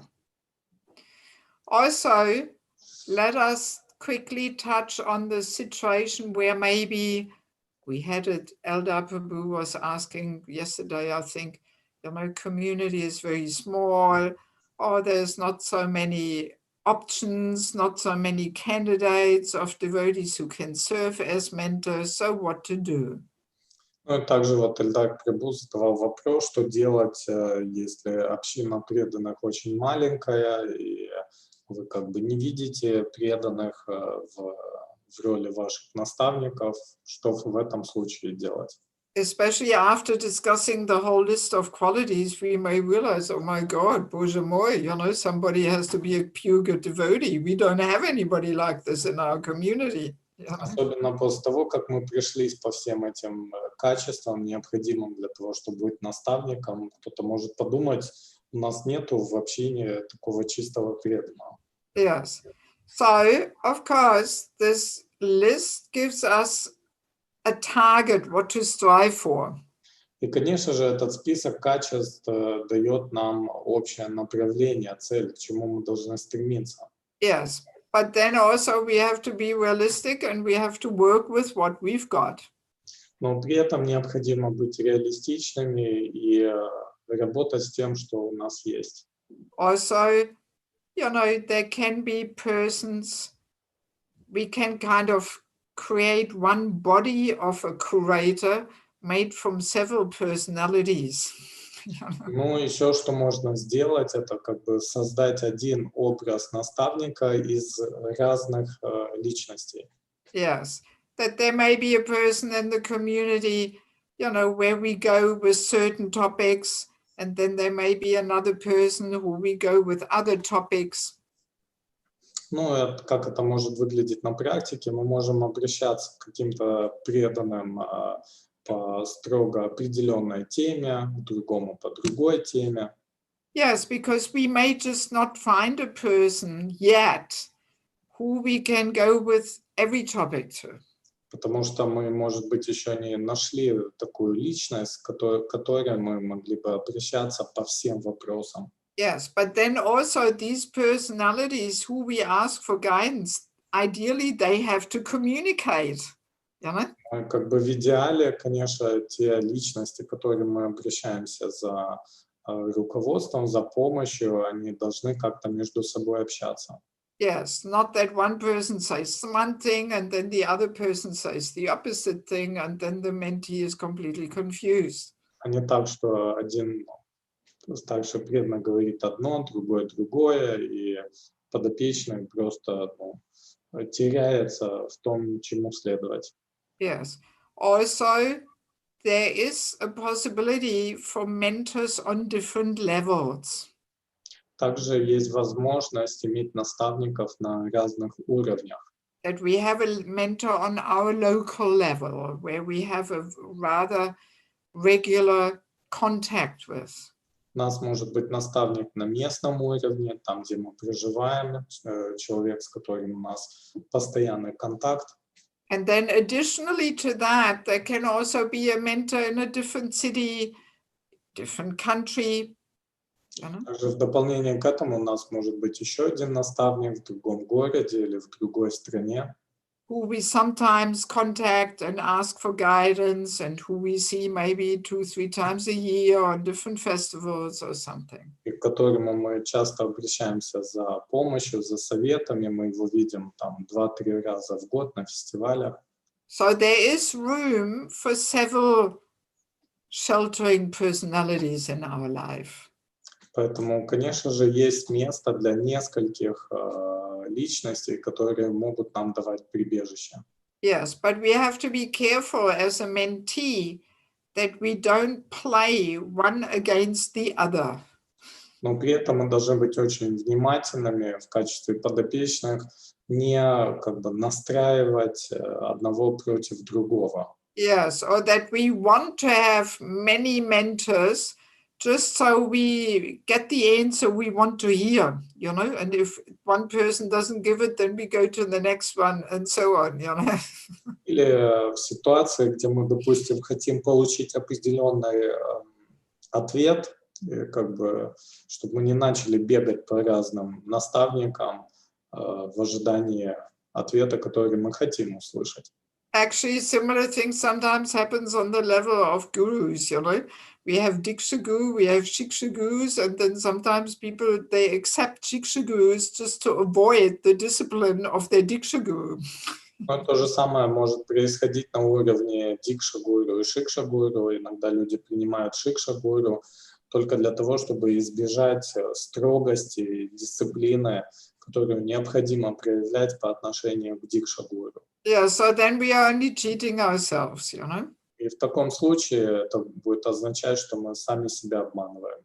And again, if we have several mentors on different levels, then sometimes they may have to communicate with each other. Опять же, если у нас есть наставники на разных уровнях, может потребоваться какое-то общение между ними.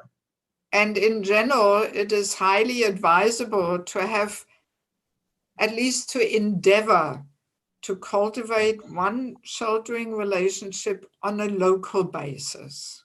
Ну и, конечно же, очень рекомендуется иметь отношения с наставником на местном уровне, в месте, где вы живете. Because that person can really see how is our sadhana, how is our service mood. Потому что эта личность может на практике видеть, наблюдать нашу садхану, наше настроение служения, How are we cooperating? как мы сотрудничаем с преданными, How is our attitude towards seniors? как мы ведем себя по отношению к старшим. So from far away, a mentor cannot see these things. А издалека наставник может не видеть эти вещи. And as we said, we ourselves cannot objectively assess our situation. И как мы уже говорили, сами по себе мы не можем объективно оценивать свое положение. So therefore, a report that the mentee writes is, almost a little useless. Поэтому обычно вот эти отчеты, которые подопечные пишут, на практике они могут оказаться бесполезными. I mean, it's not useless, but because at least it reflects, the mood and spirit of the mentee. То есть они не полностью бесполезны, как минимум они отражают настроение подопечного. Yes, but the mentee may think everything goes great, but then if you ask an authority, they may say something completely different. Но сам подопечный может считать, что все у него отлично в его духовной жизни, а когда спрашиваешь кого-то из старших в этой ятре, оказывается, что ситуация совершенно иная. Or the other way around, the mentee may think, everything is so terrible and useless, but then the authority says, what's the problem? She's there always for Mangaladi, she's serving nicely, or she needs to, she needs to be married, but otherwise everything is fine. Ну или ситуация может быть наоборот, подопечный может думать, что все плохо, что как бы он не развивается, а старший может сказать, нет, все нормально. Там Матаджи, допустим, постоянно приходит на Мангала-арати, она служит, все хорошо, просто ей надо выйти замуж. Yes, so that's why to only have mentors who live far away, not very effective, because they cannot really see what is happening. Поэтому иметь наставников, которые живут далеко, это не очень эффективно, так как они не могут наблюдать за нами в нашей повседневной жизни. And even if there's a problem, a conflict, and a person writes to a mentor far away, well, as we said, you have to talk to so many people to get a clear understanding of the situation. So this is very time consuming then for the mentor, because he has to actually write to the temple president and other people involved and. Ну и в ситуации какого-то конфликта, если наставник находится далеко, то ему приходится писать президенту храма, и надо еще будет выяснять позицию других вовлеченных сторон, это может занимать время, поэтому это не очень эффективно и удобно. Yes, so local person is essential actually. Поэтому иметь наставника, который находится в том же месте, где вы проживаете, это крайне важно. Yes, and then additionally, if we don't feel that we can fully open our heart and trust the person's guidance, then there can be additionally some persons in that person's life.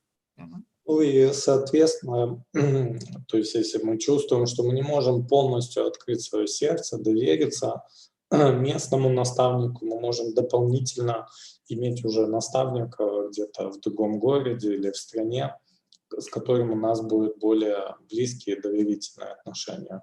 Another question which often comes up is what to do if a person is not so inclined to accept us as a mentee. Еще один частый вопрос заключается в том, что делать, если старший преданный не очень склонен к тому, чтобы принять нас в качестве подопечных. Yes. So as a mentee, we should not be in a demanding mood. То есть, You have to accept me, I want you as a mentor. то есть в положении подопечного мы не можем иметь такое настроение требовательности, что вы обязаны, что вот я хочу, поэтому давайте принимайте меня в качестве подопечного. Actually, if a mentee is simply serving a person, a senior person, then naturally that senior person will feel obliged. And, the senior person will give some instructions, some upliftment in return for service. На самом деле, если младший будет служить такому старшему преданному, то он естественным образом захочет как-то его отблагодарить, как-то ему помочь, давать наставления. Yes. As we said, we associate with seniors by serving them and by inquiring from them. Как мы уже говорили, мы общаемся со старшими преданными, вопрошая, задавая им вопросы и служа им. Yes, so if a junior person just starts engaging in this exchange of offering service and inquiring, then the relationship will develop. Поэтому, если младший преданный вовлекается в служение по отношению к старшему, он вопрошает, задает ему вопросы, то естественным образом эти взаимоотношения разовьются в полноценное наставничество. Yes, but if we are too demanding and we are actually not offering any service or anything, then a mentor may not feel so inclined and maybe even be a little hesitant and afraid of accepting us as a mentee. Но если мы слишком требовательные, если мы что-то требуем от наставников, то, естественно, он не будет склонен как-то нам давать прибежище и помогать. Yes. So also another point is that this giving shelter, accepting shelter is not absolutely dependent on a structure. Но еще один важный момент, вот эти взаимоотношения прибежища, они не зависят полностью от какой-то структуры. In many devotees' lives, this already goes on in an informal way. В жизни многих преданных такие взаимоотношения прибежища уже присутствуют неформальным образом. I once already mentioned that I always had such a person in my life where I had the feeling this person has no other interest except my spiritual development. Как я уже говорил, например, в моей жизни всегда была такая личность, которая я понимала, что у нее нет никакой другой заинтересованности, кроме моего духовного развития. Even though 35 years ago, nobody talked about devotee care and mentorship and coaching. Nobody talked about these things, Хотя 35 лет назад никто не говорил о наставничестве, о коучинге, о таких вещах. Yes, but a structure is very helpful to actually catch everybody in this network of care and guidance. Но при этом структура или организация очень помогают людям попасть в эти сети заботы, где им будут помогать и наставлять их. Yes, because for some people it may be intuitively very natural, but for others not. Потому что для каких-то людей это будет интуитивно очень естественно, а для других не очень.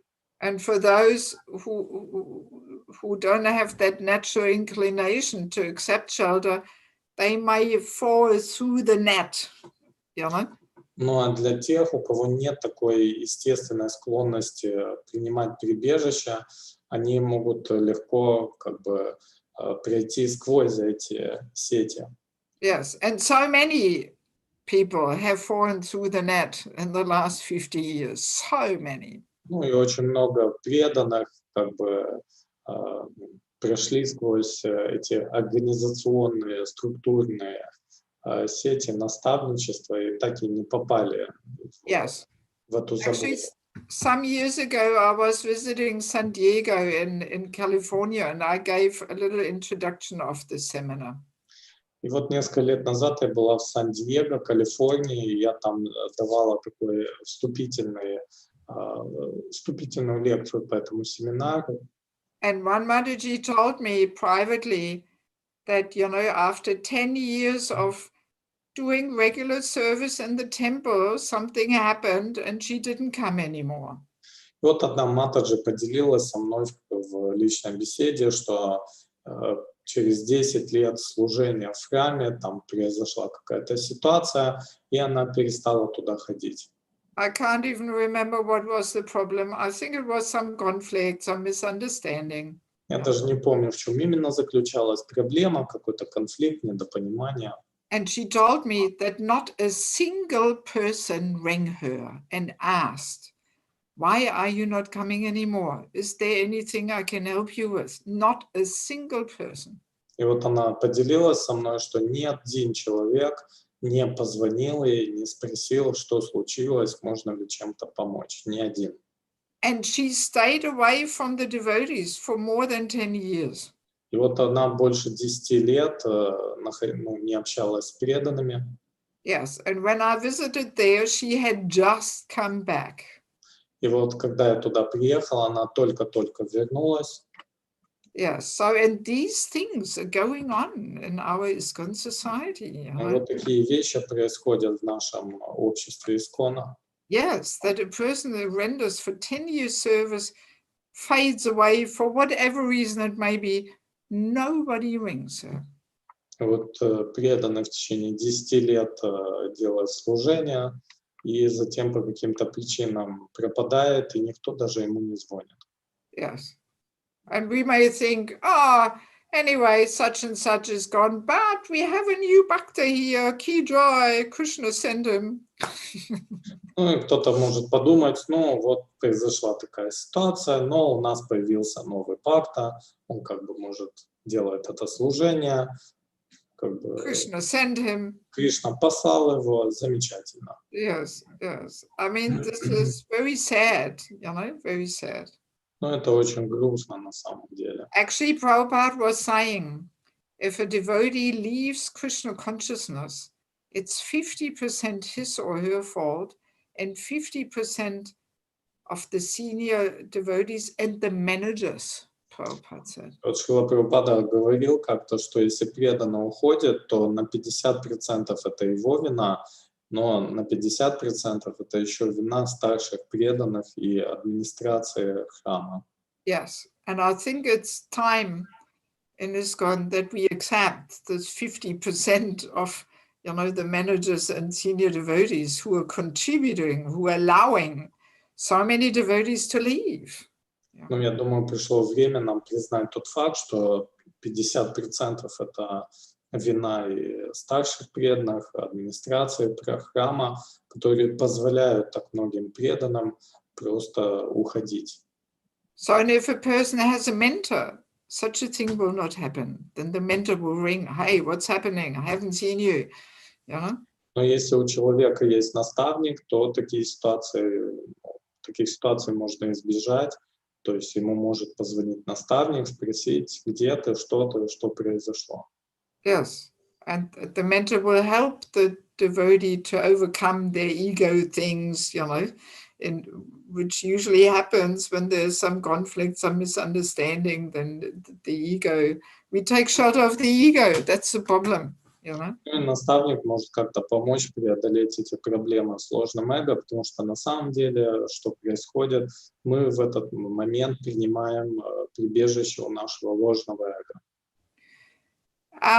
Even though it's 11 already, 7 past 11, in Germany you have 7 past 12, maybe I should just very quickly mention a few little things how to actually start a supportive structure.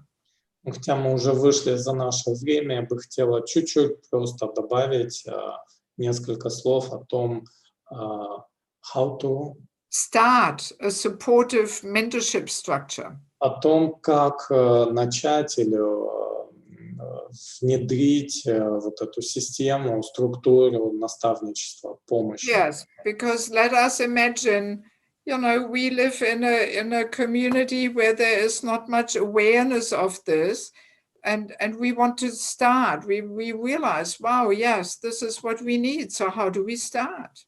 И вот мы, может, проживаем в какой-то общине, где об этом не очень говорят, но мы, допустим, это поняли, и мы хотим очень сильно начать внедрить вот эту систему наставничества. Yes. So we have the list of qualities which are required to serve as a mentor. И вот у нас есть список качеств, необходимых для служения наставником. So then a group of senior devotees, managers, not managers, they sit down and try and identify who could be a possible mentor in our community. И вот что необходимо сделать, старшие преданные или руководство храма, совет, они могут собраться и, руководствуясь этими качествами, определить, кто мог бы служить в нашей общине в роли наставника. Even though the person may not have all qualities in full, but at least they should be stably situated in their ashram. Пусть даже если у преданного нет полностью всех качеств, но как минимум он, допустим, стабильно утвержден в ашраме. And maybe a few more qualities also. Ну, может, еще какие-то у него есть дополнительные качества. So, and then we start by establishing a regular program amongst those persons who could possibly be a mentor in future. Второй этап – это внедрить программу встреч вот таких вот кандидатов или преданных, старших преданных, кто мог бы стать наставниками. То есть они должны встречаться между собой. At this point, nobody serves as a mentor yet. То есть на этом этапе никто еще не служит в качестве наставника. They are only candidates for becoming a mentor eventually. Они являются только кандидатами в то, чтобы стать в конечном итоге наставниками. So, and ideally, they should meet once a week in a house program. Ну, в идеале они должны встречаться один раз в неделю где-то в доме, в программе, в чем-то доме. Shravanam Kirtanam.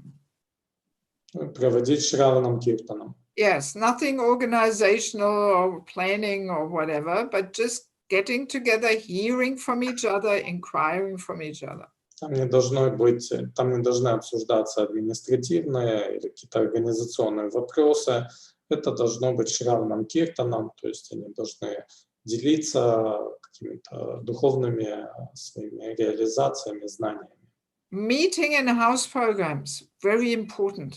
И очень важна встреча в домах. Temple is always a bit more formal and official. Встречи в храмах, они достаточно формальные и официальные. But house programs, much more personal.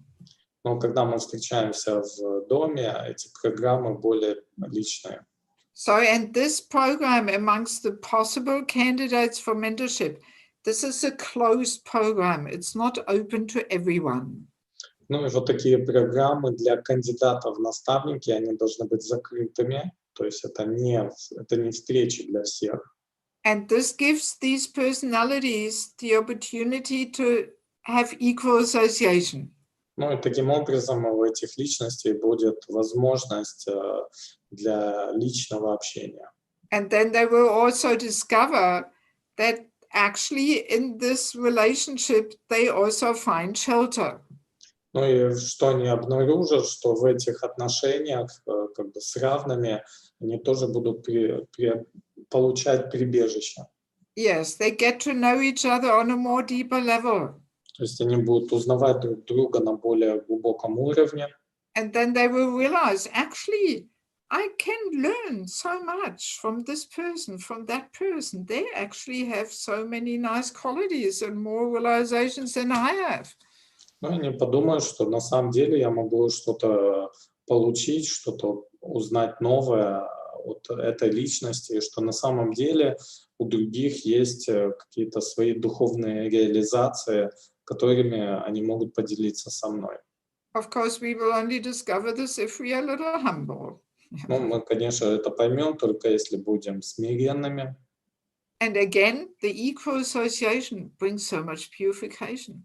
Но опять же, общение между равными будет приносить очищение.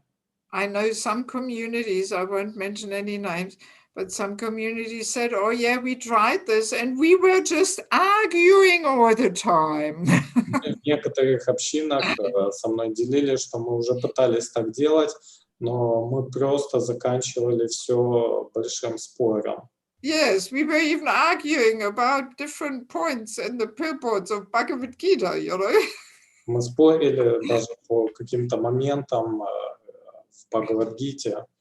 Yeah, so this just shows how much purification is there in this more equal association, you know. Это уже показывает, ну, как проходит очищение в среде равных. Yeah, so and the format of this meeting, you know, it can be that you start with a kirtan and one person shares maybe some nice verse about the holy name. Ну и какова может быть программа? Можно все начинать с киртана, потом кто-то может поделиться каким-то стихом про святое имя. Everybody shares how they went in their japa this week. Все могут поделиться, как у них проходила джапа в течение недели. So then one person maybe has prepared a little 10-minute summary over some section of some shastra which everybody should have read at home during the week. Ну и кто-то из преданных может представить 10-минутное резюме по шастрам, которые все остальные, ну, по какому-то отрывку из шастр, которые все остальные в течение недели заранее прочитали. Yeah, so this can be any shastra, Bhagavatam or anything. Это может быть любая шастра, Бхагаватам. And it also stimulates people's reading, that they know, okay, next Saturday afternoon, I'm in this program, and if I want to somehow be part of it, I have to read. Otherwise, I sit there and don't know what people are talking about. Ну, естественно, что это будет стимулировать людей читать шастры, готовиться заранее, а иначе они будут там просто сидеть и не понимать, о чем идет речь. Yeah, so and then can be another little section, some Prabhupada nectar, which another person prepares, some little anecdote or whatever. Ну, потом может быть следующий раздел программы, какая-то история из жизни Шрилы Прабхупады, может быть какая-то веселая или смешная история. So and then again kirtan and just a little snack prasadam, no big feast, otherwise it's too troublesome to prepare the whole thing, you know, but just some little snack. Ну и потом может быть небольшой киртан и тоже небольшой пир, то есть особо много готовить не надо, так это будет дополнительное беспокойство. Вот, поэтому просто такой легкий присад. Yeah, very, very light, just a soup or some fruits or hot milk and 2 cookies or whatever, just for the loving exchange. Да, это может быть просто там суп или горячее молоко с печеньями или фрукты, только для того, чтобы было какое-то любовное взаимодействие. So, and then at prasadam time, there can be more personal exchanges and so on, you know? Ну и во время прасада могут быть какие-то личные беседы у преданных. So this can be, you know, one way how to conduct a meeting. Doesn't have to be like that, but can be like that. И вот таким образом можно проводить такие встречи. Не обязательно именно в таком виде, порядке, но как пример.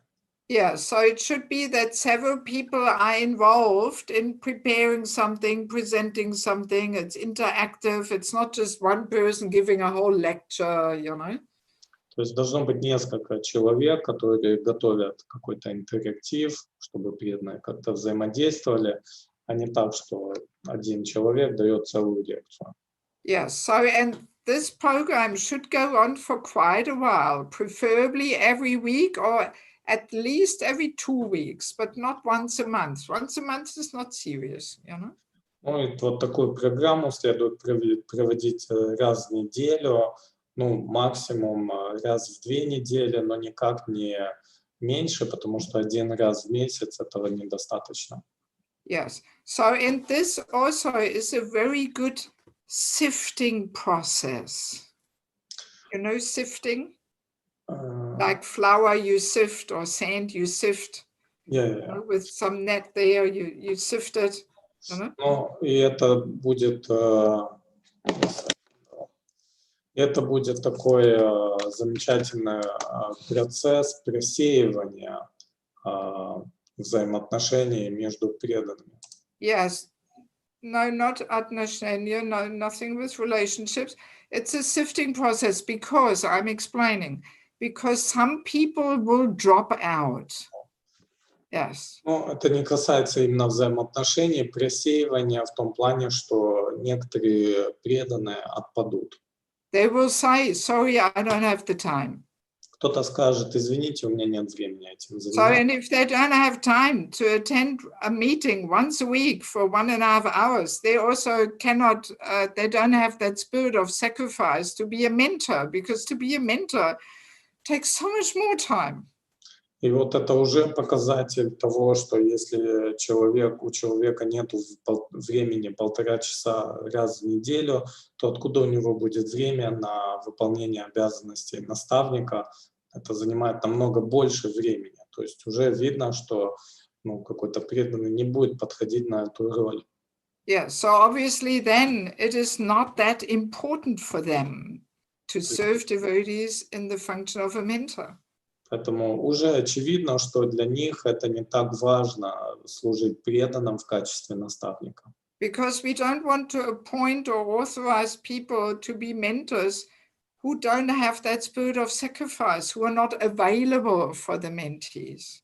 Потому что мы не хотим назначать кураторами преданных, у которых нет этого духа самопожертвования, которые не будут доступны для своих подопечных. Yes, and also, you know, we said in equal association, we see who is who. We see whether some has the tendency for extreme and controversial, you know, views on issues that will come out, you know.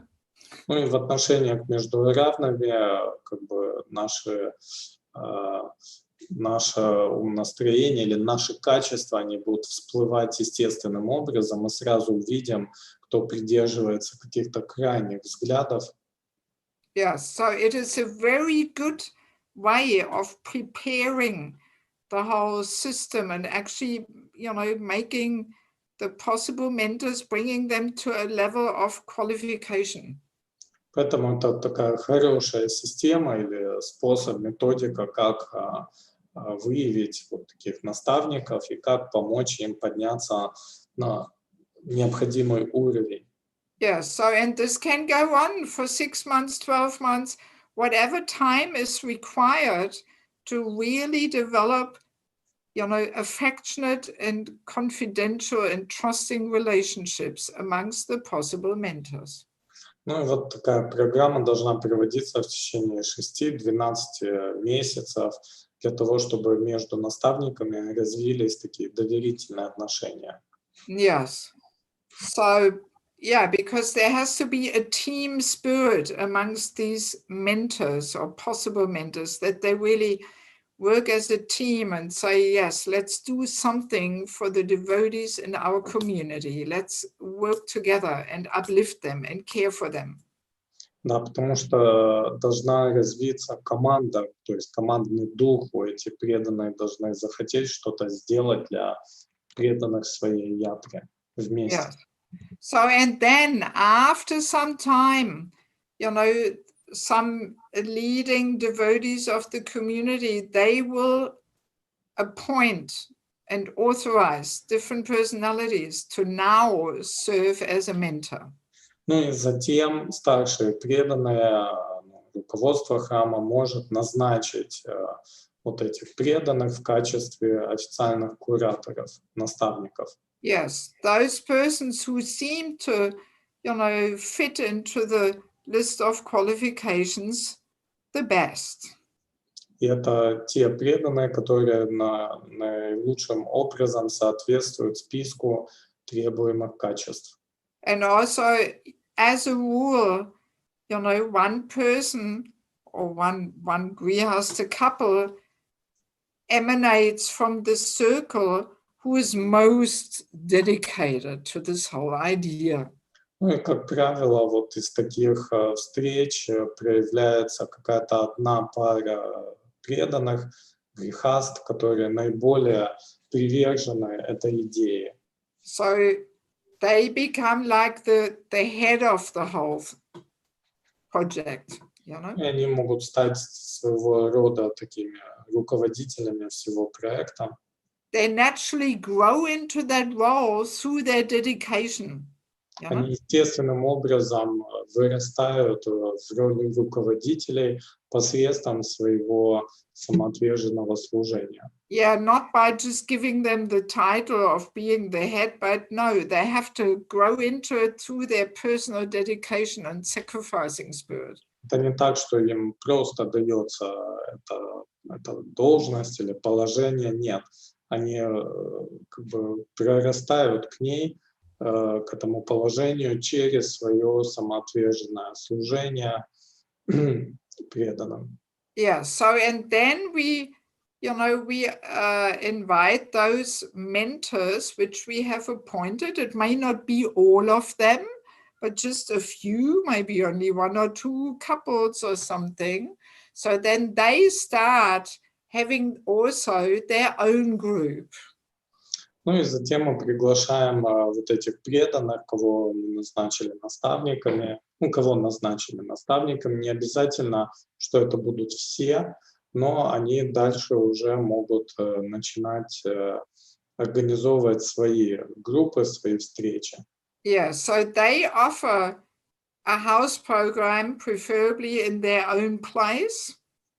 То есть, что они делают? Они организовывают встречу в своем доме, но желательно в своем доме.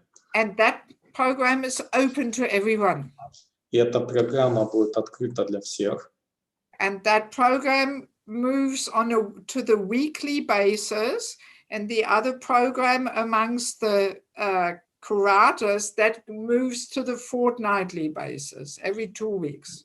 И вот такие встречи должны проводиться раз в неделю, а встречи между кураторами, наставниками проводятся раз в 2 недели. Yes.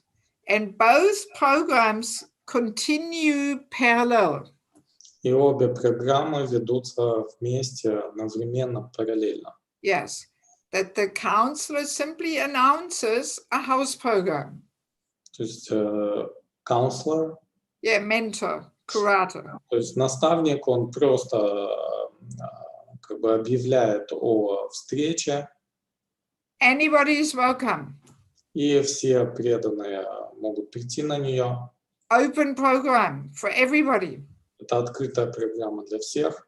Yes, and then the program amongst the possible mentors and also appointed mentors continues every 2 weeks, and that's a closed group. Но при этом каждые 2 недели также проводятся встречи для наставников, и это уже закрытые встречи. The closed program amongst the possible mentors, that can be in different people's homes. One day this person's home, one day that person's home. Вот такие встречи наставников, они могут проводиться в домах каждого из них, то есть в разных домах. В один раз в этом, другой в том, в другом. Because then we get to know each other even more if we visit a person's home and we have a program there, Потому что, когда мы посещаем дома преданных, мы узнаем их чуть-чуть лучше, чуть больше. And since it's a closed program, everybody can be informed very easily where the program will be next time. Ну и так как это закрытая программа, уведомить преданных о месте ее проведения достаточно легко. Yes, but the program which the counselor has, the open program, that should be at a fixed address. So everybody knows very clearly where the program every week happens. Но программа наставников, уже каждая программа, которую каждый наставник приводит уже в отдельности, она должна приводиться в одном зафиксированном месте, чтобы все знали об этом. Yes, and this is a very nice system to also involve newcomers. Это очень замечательная система для того, чтобы привлекать в нее новичков. That if a person comes first time, second time to the Sunday feast, he can immediately be informed. No need to inform him, or you have to have a mentor. That will maybe put a person off. То есть, допустим, какой-то человек приходит уже там во второй, в третий раз на воскресную программу, ему можно рассказать о том, что есть еще встречи. Вот на дому не обязательно ему говорить о том, что ты там должен принять наставника и так далее. Это сможет его напугать. Yes, but we simply say, so Friday evening, there's a house program in this house, this and this address, Saturday evening in that house.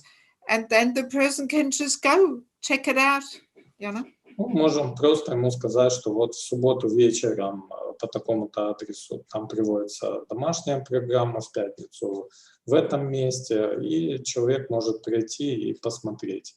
Yes, so people can visit first one program for 1, 2, 3, 4 times, then another person's program, and then sooner or later they will feel where do they fit in the best. Ну и вот таким образом люди могут посещать разные программы наставников несколько раз, там 3-4 раза, и потом они естественным образом почувствуют, где им наиболее комфортно. So in that way, a newcomer immediately develops personal contacts with people in the group and gets all the different training and information, how to offer the food, how to establish an altar, and. Ну и таким образом у человека возникают личные взаимоотношения с преданными, он получает практическое знание, ему объясняют, как предлагать пищу и так далее. Yes, so excellent way of pulling in newcomers and taking care of them in a personal way. То есть это замечательная возможность привлечения новичков и проявления заботы о них.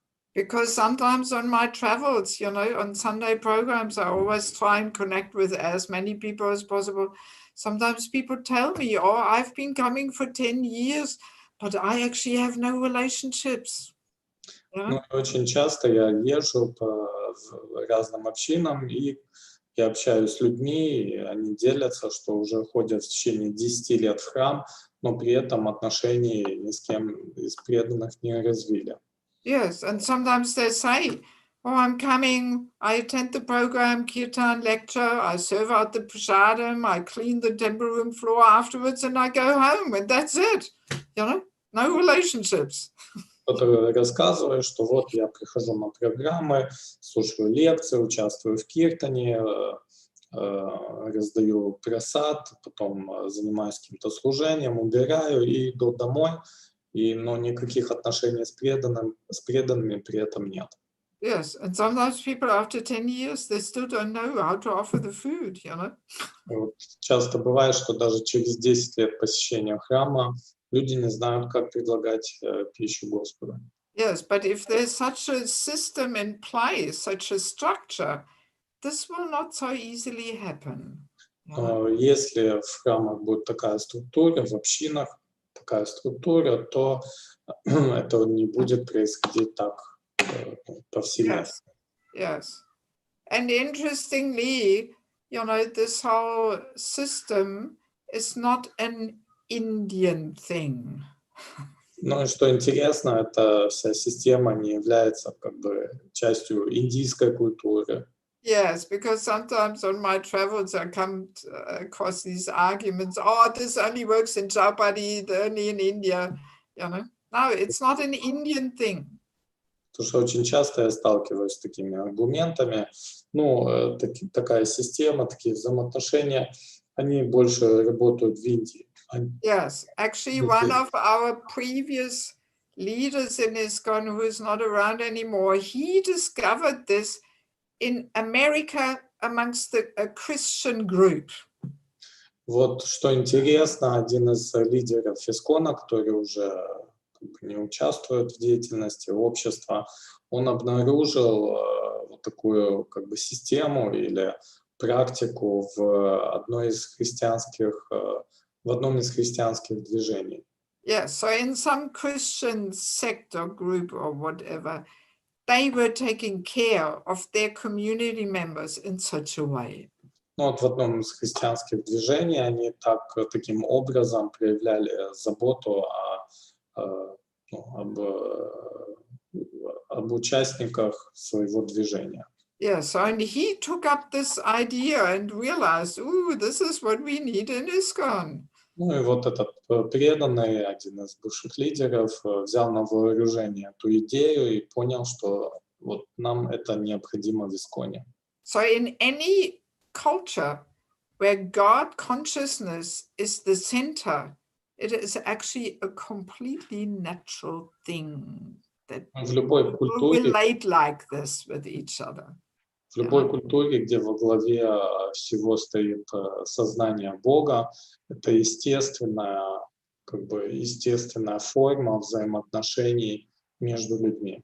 Yes, I mean, different other religious groups, they are far ahead of us in ISKCON, how they cultivate and take care of their members. You know, we have a lot to learn, actually.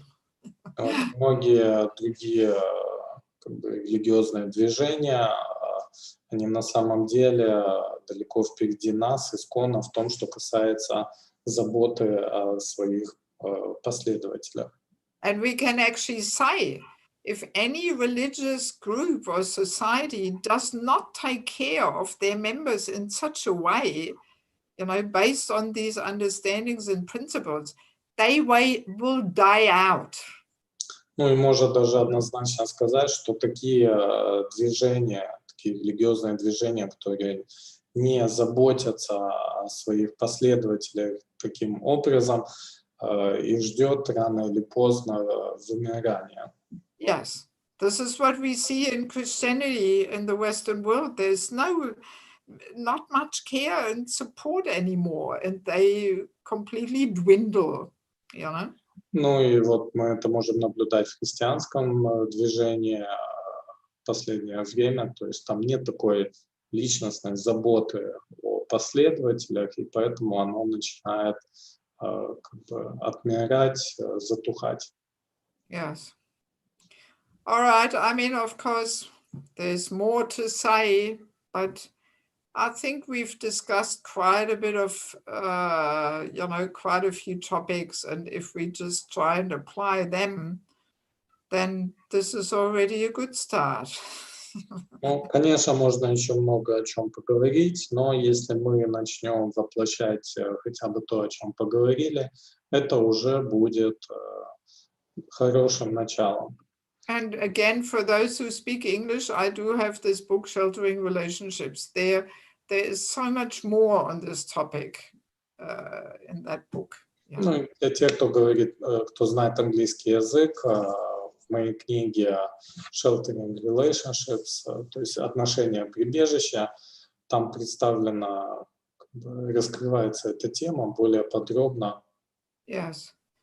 Also, I mean, Eldar Prabhu, maybe you can put my email address there somewhere, even for people who listen to the recordings later, that if anybody wants to ask some more questions or something, I mean, this topic is so dear and important for me. I am more than welcome to answer questions through email, Вот тогда Прабhu выставит email Mataji Devaki, и если у кого-то будут еще какие-то вопросы, или кто-то захочет лично пообщаться, вот вы сможете связаться с Mataji Devaki по следующему имейлу. So do we have any final questions? Yeah, there is one question from Nirguna Maya, Mataji. So Shiksha Guru and mentor cannot be the same person. Well, say it in Russian. То есть Шикша Гуру и наставник не может быть в одном лице. Well, it's not that they cannot be the same person, but usually there is a different flavor and mood there, you know? То есть это не то, что они не могут быть одним и тем же лицом, просто у них, как правило, разное настроение. Also, I mean, for example, in Chaupadi, they really emphasize that a mentor should not consider him or herself as Shikshaguru. Ну вот, допустим, в Чаупати есть такая рекомендация, что наставник не должен считать себя шикшагуру, Because very easily it can get to our head. потому что очень легко это может зайти в нашу голову.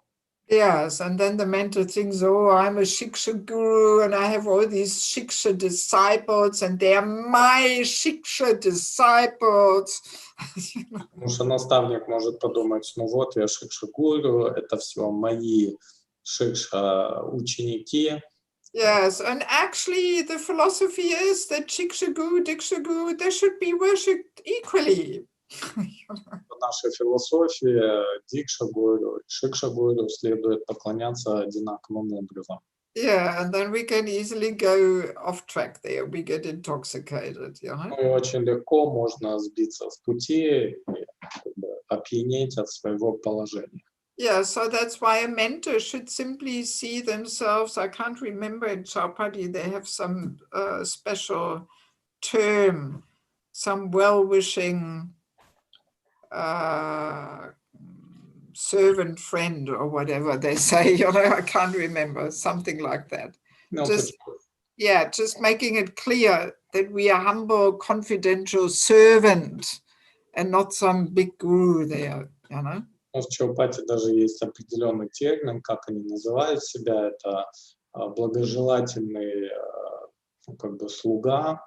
Servant friend, something like that. Слуга или друг, для того, чтобы в ум не проникло вот это настроение как бы своего возвеличивания.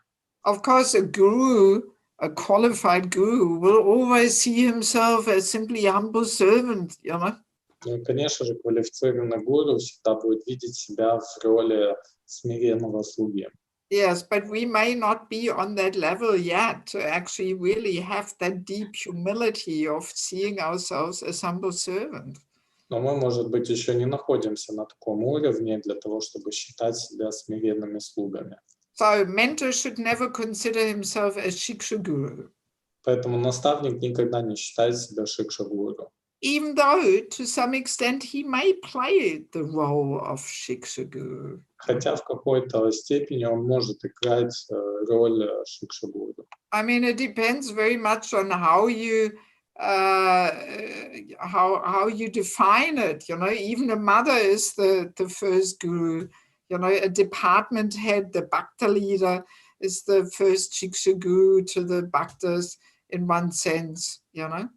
То есть все зависит от того, какое вы дадите определение шикша-гуру. То есть для кого-то это может быть родитель, мать, для лидера, для преданных в каком-то департаменте это может быть их лидер. So to some extent, of course, a mentor is also a Shiksha person. Let's say a Shiksha person. Поэтому в какой-то степени, да, наставник может быть такой шикша-личностью, давайте так это назовем. Yes, but to protect the mentor, you know, from getting too proud and just wanting followers, you know, he should not consider himself as a Shiksha guru. Но для того, чтобы защитить наставника, чтобы он не гордился, считал себя гуру, как бы принято, ну, чтобы шикша-гуру и наставник были разными лицами. Yes, and let's have a look at those Shiksha gurus who are on a similar platform like our Diksha guru, maybe God brothers or something. They're just on a more remote and aloof platform, you know, they don't get so personally involved with things, as we mentioned. Ну и шикша-гуру это могут быть преданные того же уровня, что и наши дикша-гуру, просто они более отстраненные, не вовлеченные так сильно во взаимоотношения с нами, как наставник. Yeah, so it very much depends on how we define Shiksha Guru. You know, there's all kinds of levels of Shiksha Gurus and all kinds of definitions of Shiksha Guru, you know. Поэтому все зависит от того, как мы определяем Шикша-гуру, потому что существуют различные уровни Шикша-гуру. Yes, but I personally feel most comfortable with that understanding, you know, that Shiksha Gurus in general are on a higher level and more aloof level, and mentors are on a little lower level and more involved.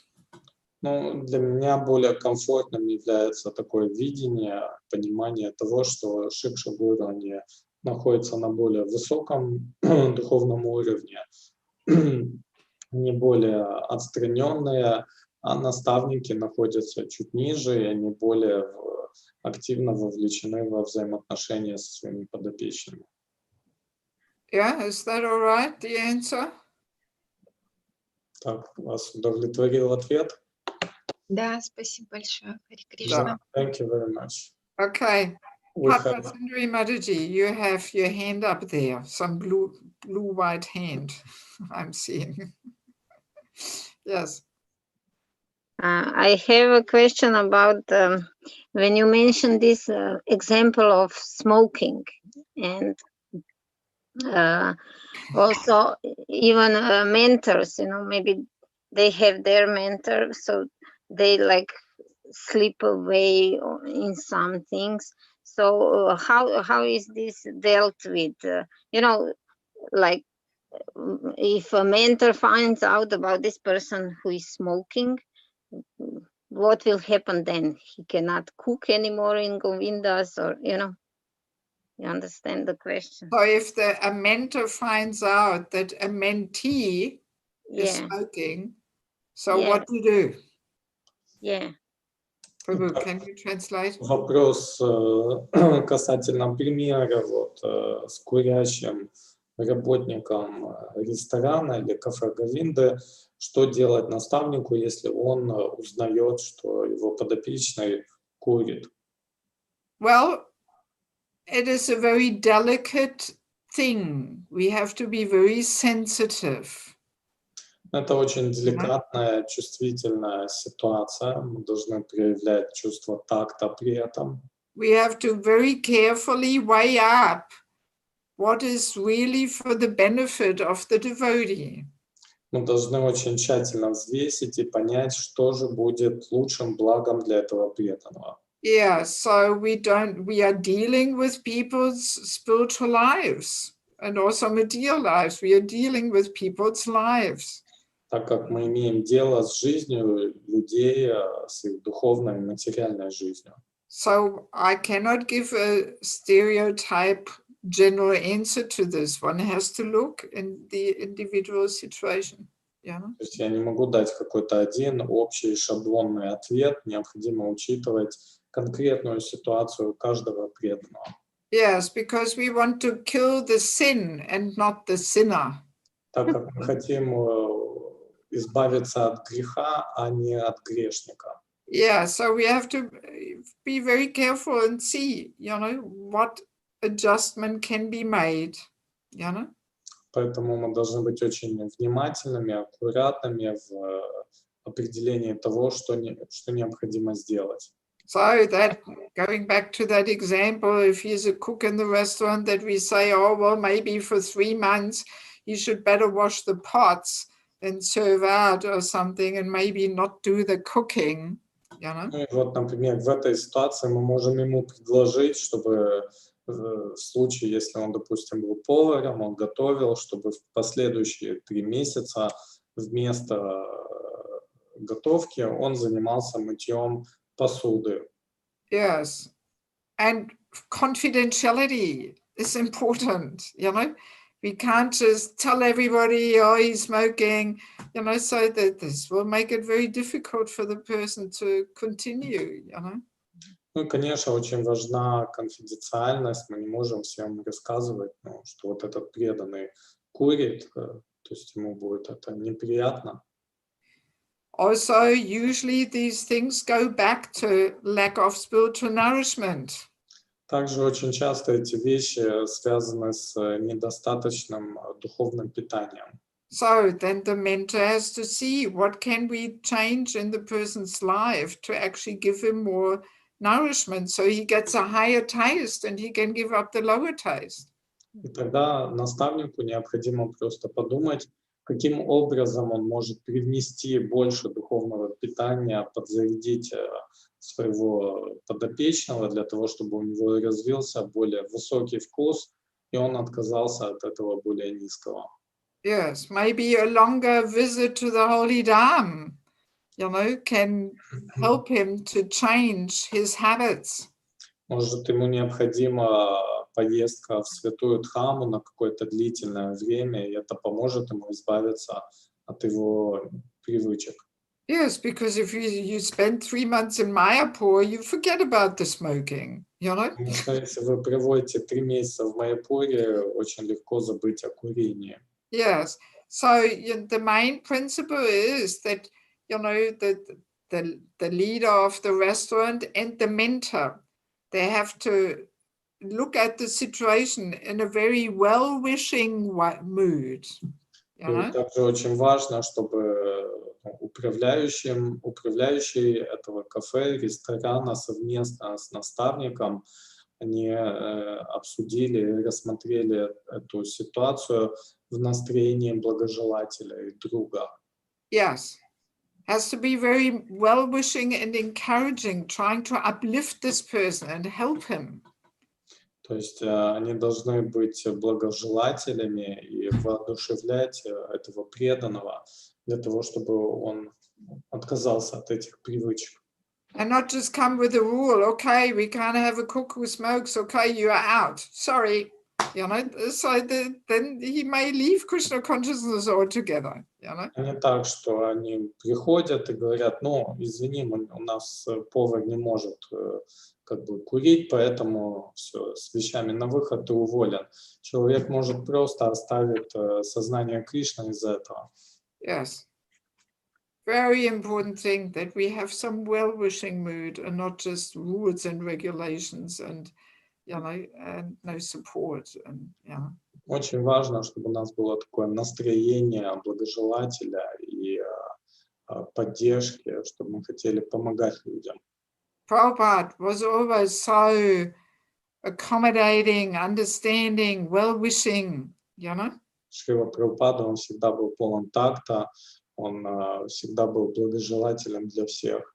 Always full of compassion, trying to give people a chance to improve. Он всегда был полон сострадания, всегда был готов дать людям шанс для того, чтобы они усовершенствовались. Rather than rejecting and condemning people. Вместо того, чтобы отказываться от людей или их винить в чем-то. Yeah.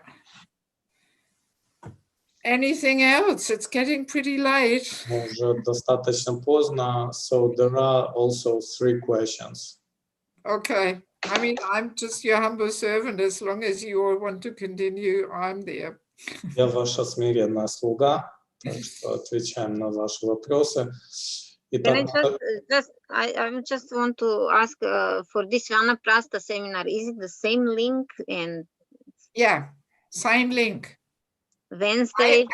I have your email address. I will send you the poster. I got a nice poster made. And you can circulate it amongst. Yeah.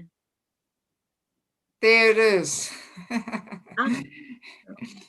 Vanaprastha with the trees. Okay. Yeah, just go back to the usual thing. No, I can't see you so nicely anymore. Yes. So I will send you the poster, and it will only be in English because many English speaking devotees find this a little slow and tiring, And also let me share that this course of the Vanaprastha Ashram, it's actually not only relevant for people around 50, but actually for everyone. It should be part of general spiritual education. Sorry, I forgot that you translate. But Так. actually, maybe no need to translate because it will be in English. You know, so it is for everyone. Everybody has to know what is this Vanapasa ashram. And if people know already at younger age, like I give this course every year in Mayapur, and I often have bhaktas in there who are 25, and they want to know, and then they can plan their life so that there is time for this ashram. Then people will not get married when they're 48. You know, people will plan their life. So with that understanding that after Grihastha ashram is another ashram. So everybody should actually have a clear understanding what this Vanapasa ashram is all about. So I'll send you the poster, and if there's anybody else who hears this and speaks English and wants the poster, they can contact me on my email address. This afternoon, I will start sending out posters, you know, because next Saturday we start, you know. Okay. You can see the poster, link to the poster. Yes. But can you download it there and circulate it to friends? Is that possible? Well, it's just a picture, yeah. Yeah. Okay. So you can download it there and put it on your Facebook page or circulate it there amongst your contacts and try and get some people together, because Vanapasa ashram, there's no idea about it, no talk about it. You know, it's not established in Istakon. Yeah, and it's such an important phase of life, really. I mean, it's another one of those topics where I really feel a great urgency to talk about. Okay, let's go back to the questions. Так, первый вопрос. Что вы думаете о наставничестве между лучшими друзьями, которые находятся на одном уровне? И второй вопрос. Где проходит линия между фанатизмом и нормальным поведением наставника?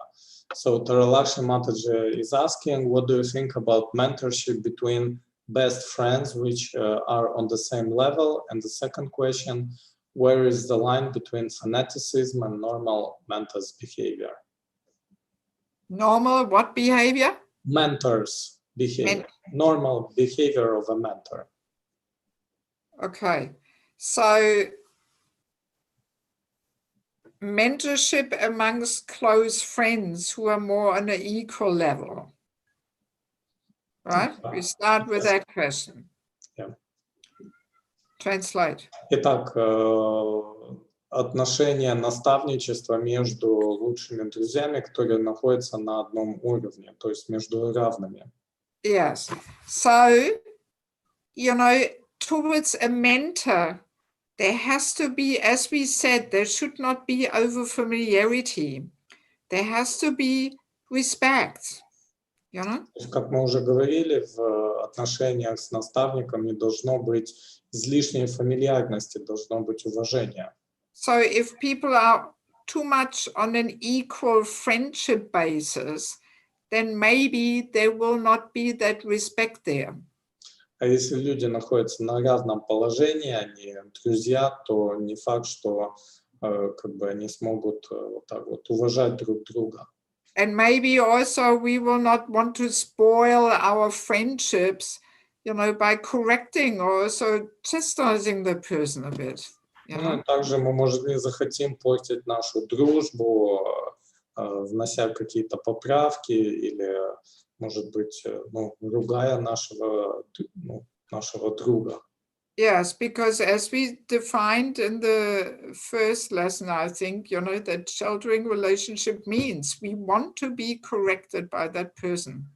Ну, и как мы уже давали определение отношениям прибежища, это отношения, где мы хотим, чтобы нас поправляли.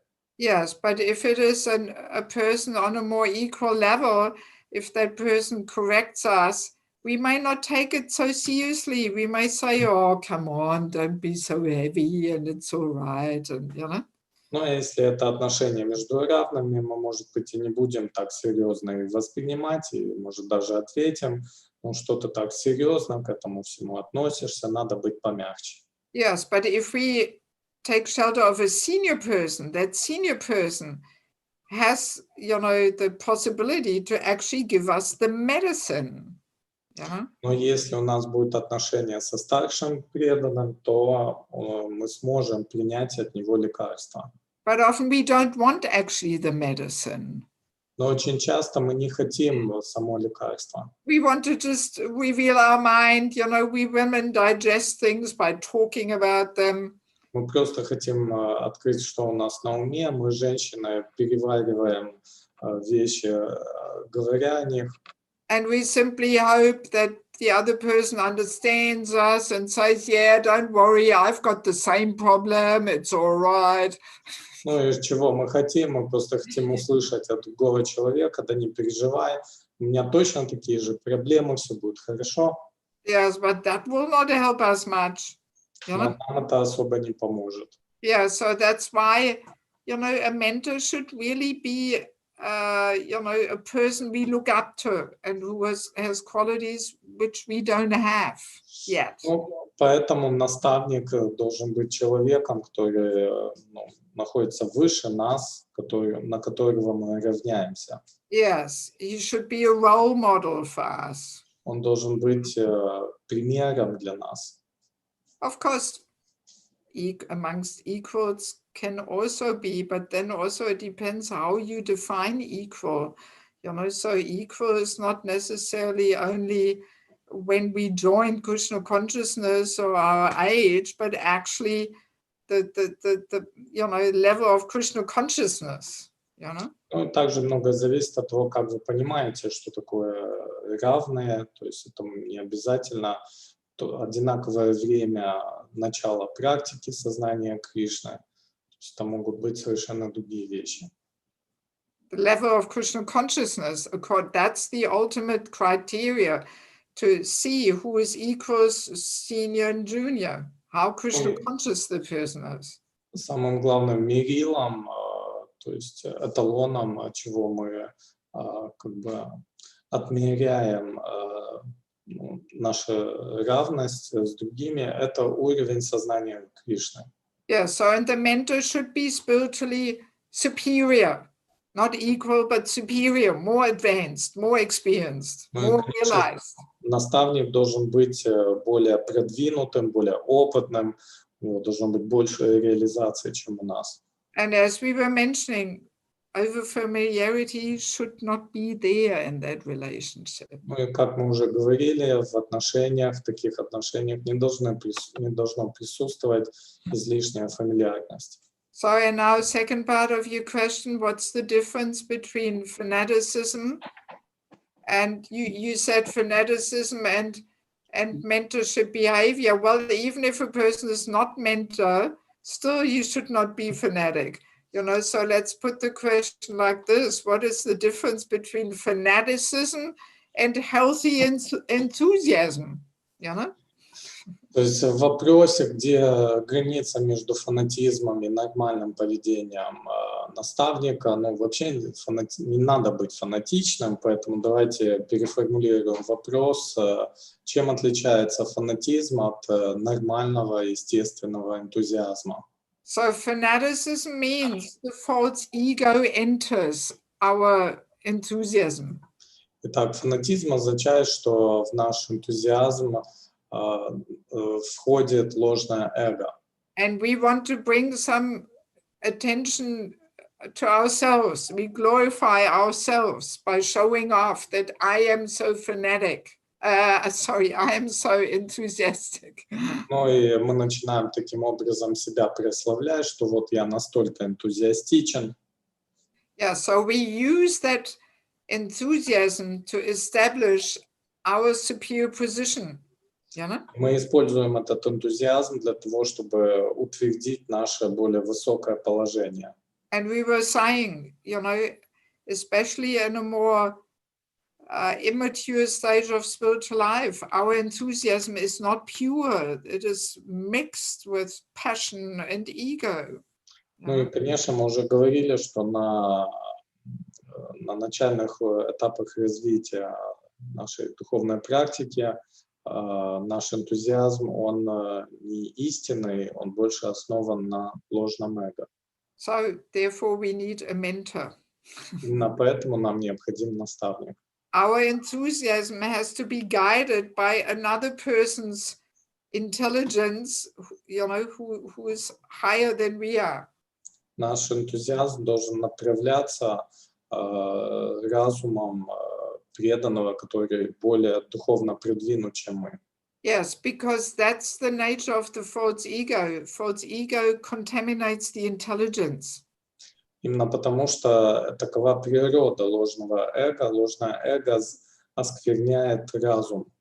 And then the contaminated intelligence has all the justifications why we are doing everything proper and why everybody else here is in Maya, Именно поэтому оскверненный разум обретает так много аргументов, находит так много аргументов, почему то, что делаем мы, это все правильно, а то, что делают все остальные, это сплошная майя. Yes, but if we have a mentor, then the mentor can say, just cool down, don't get carried away, and maybe tomorrow you sleep in and you don't go on Sankirtan, and. Ну, а если у нас есть наставник, он может нас успокоить, он может сказать, может, тебе надо чуть-чуть сбавить обороты, может, тебе не надо идти завтра на Санкиртану или делать какое-то другое служение. Yes. Yeah, clear?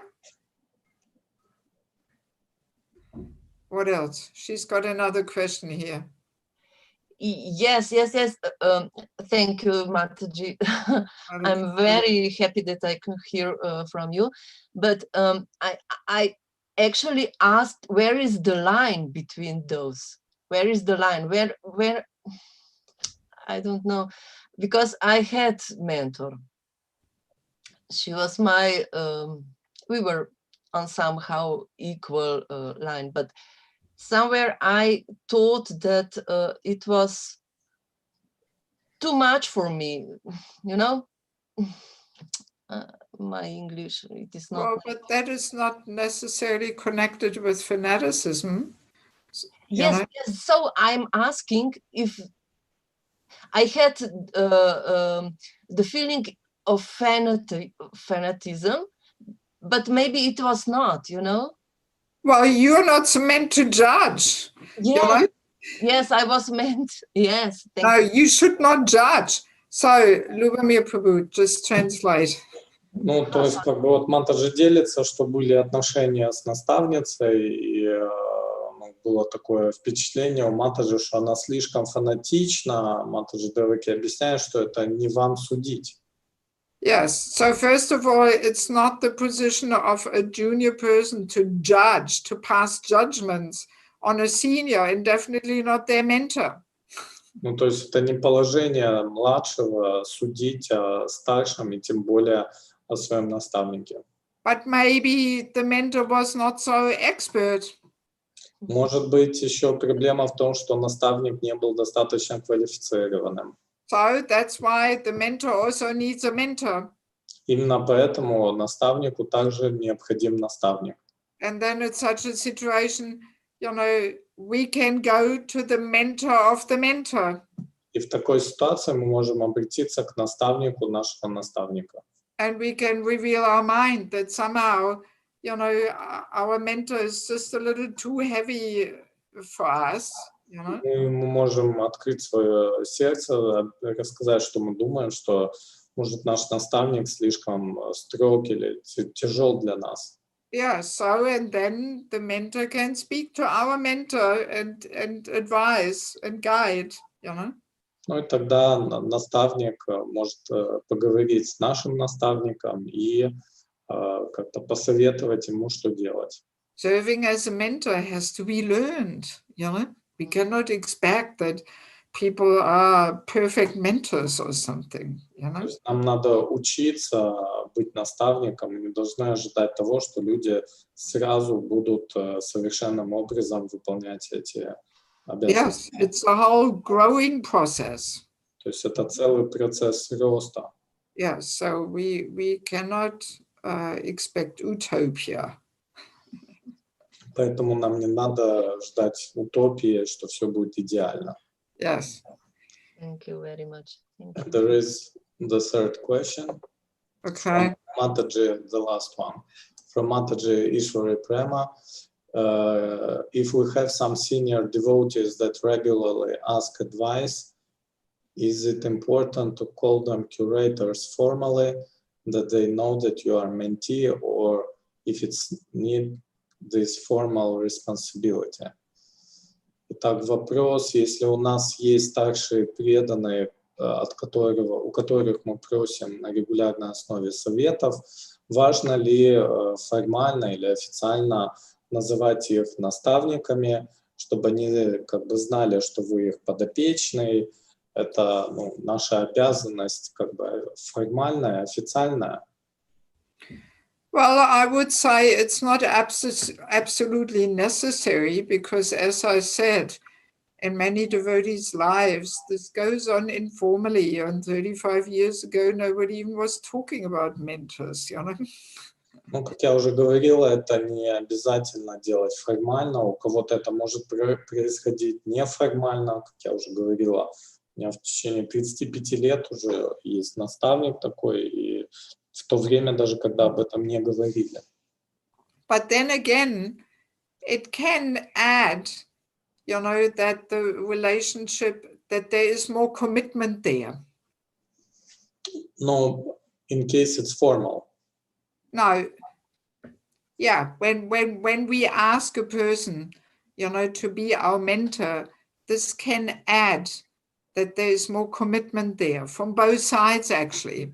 You know? Но на самом деле, если мы это делаем формальным образом, если мы просим какого-то старшего преданного стать официально нашим наставником, то это может добавить чувство ответственности для обоих. So then the mentor can feel that, yes, I do have a certain responsibility towards this person. Ну и тогда наставник может почувствовать, что он испытывает определенную ответственность по отношению к своему подопечному. I mean, he or she may feel that anyway, you know. Ну, он или она могут чувствовать это и так. Actually, if we are, you know, if we have a genuine concern about the upliftment of other devotees, we will anyway naturally feel responsible for other people's spiritual development. Если у нас есть искренняя забота о духовном развитии преданных, то естественным образом мы захотим им служить, воодушевлять их. Yes.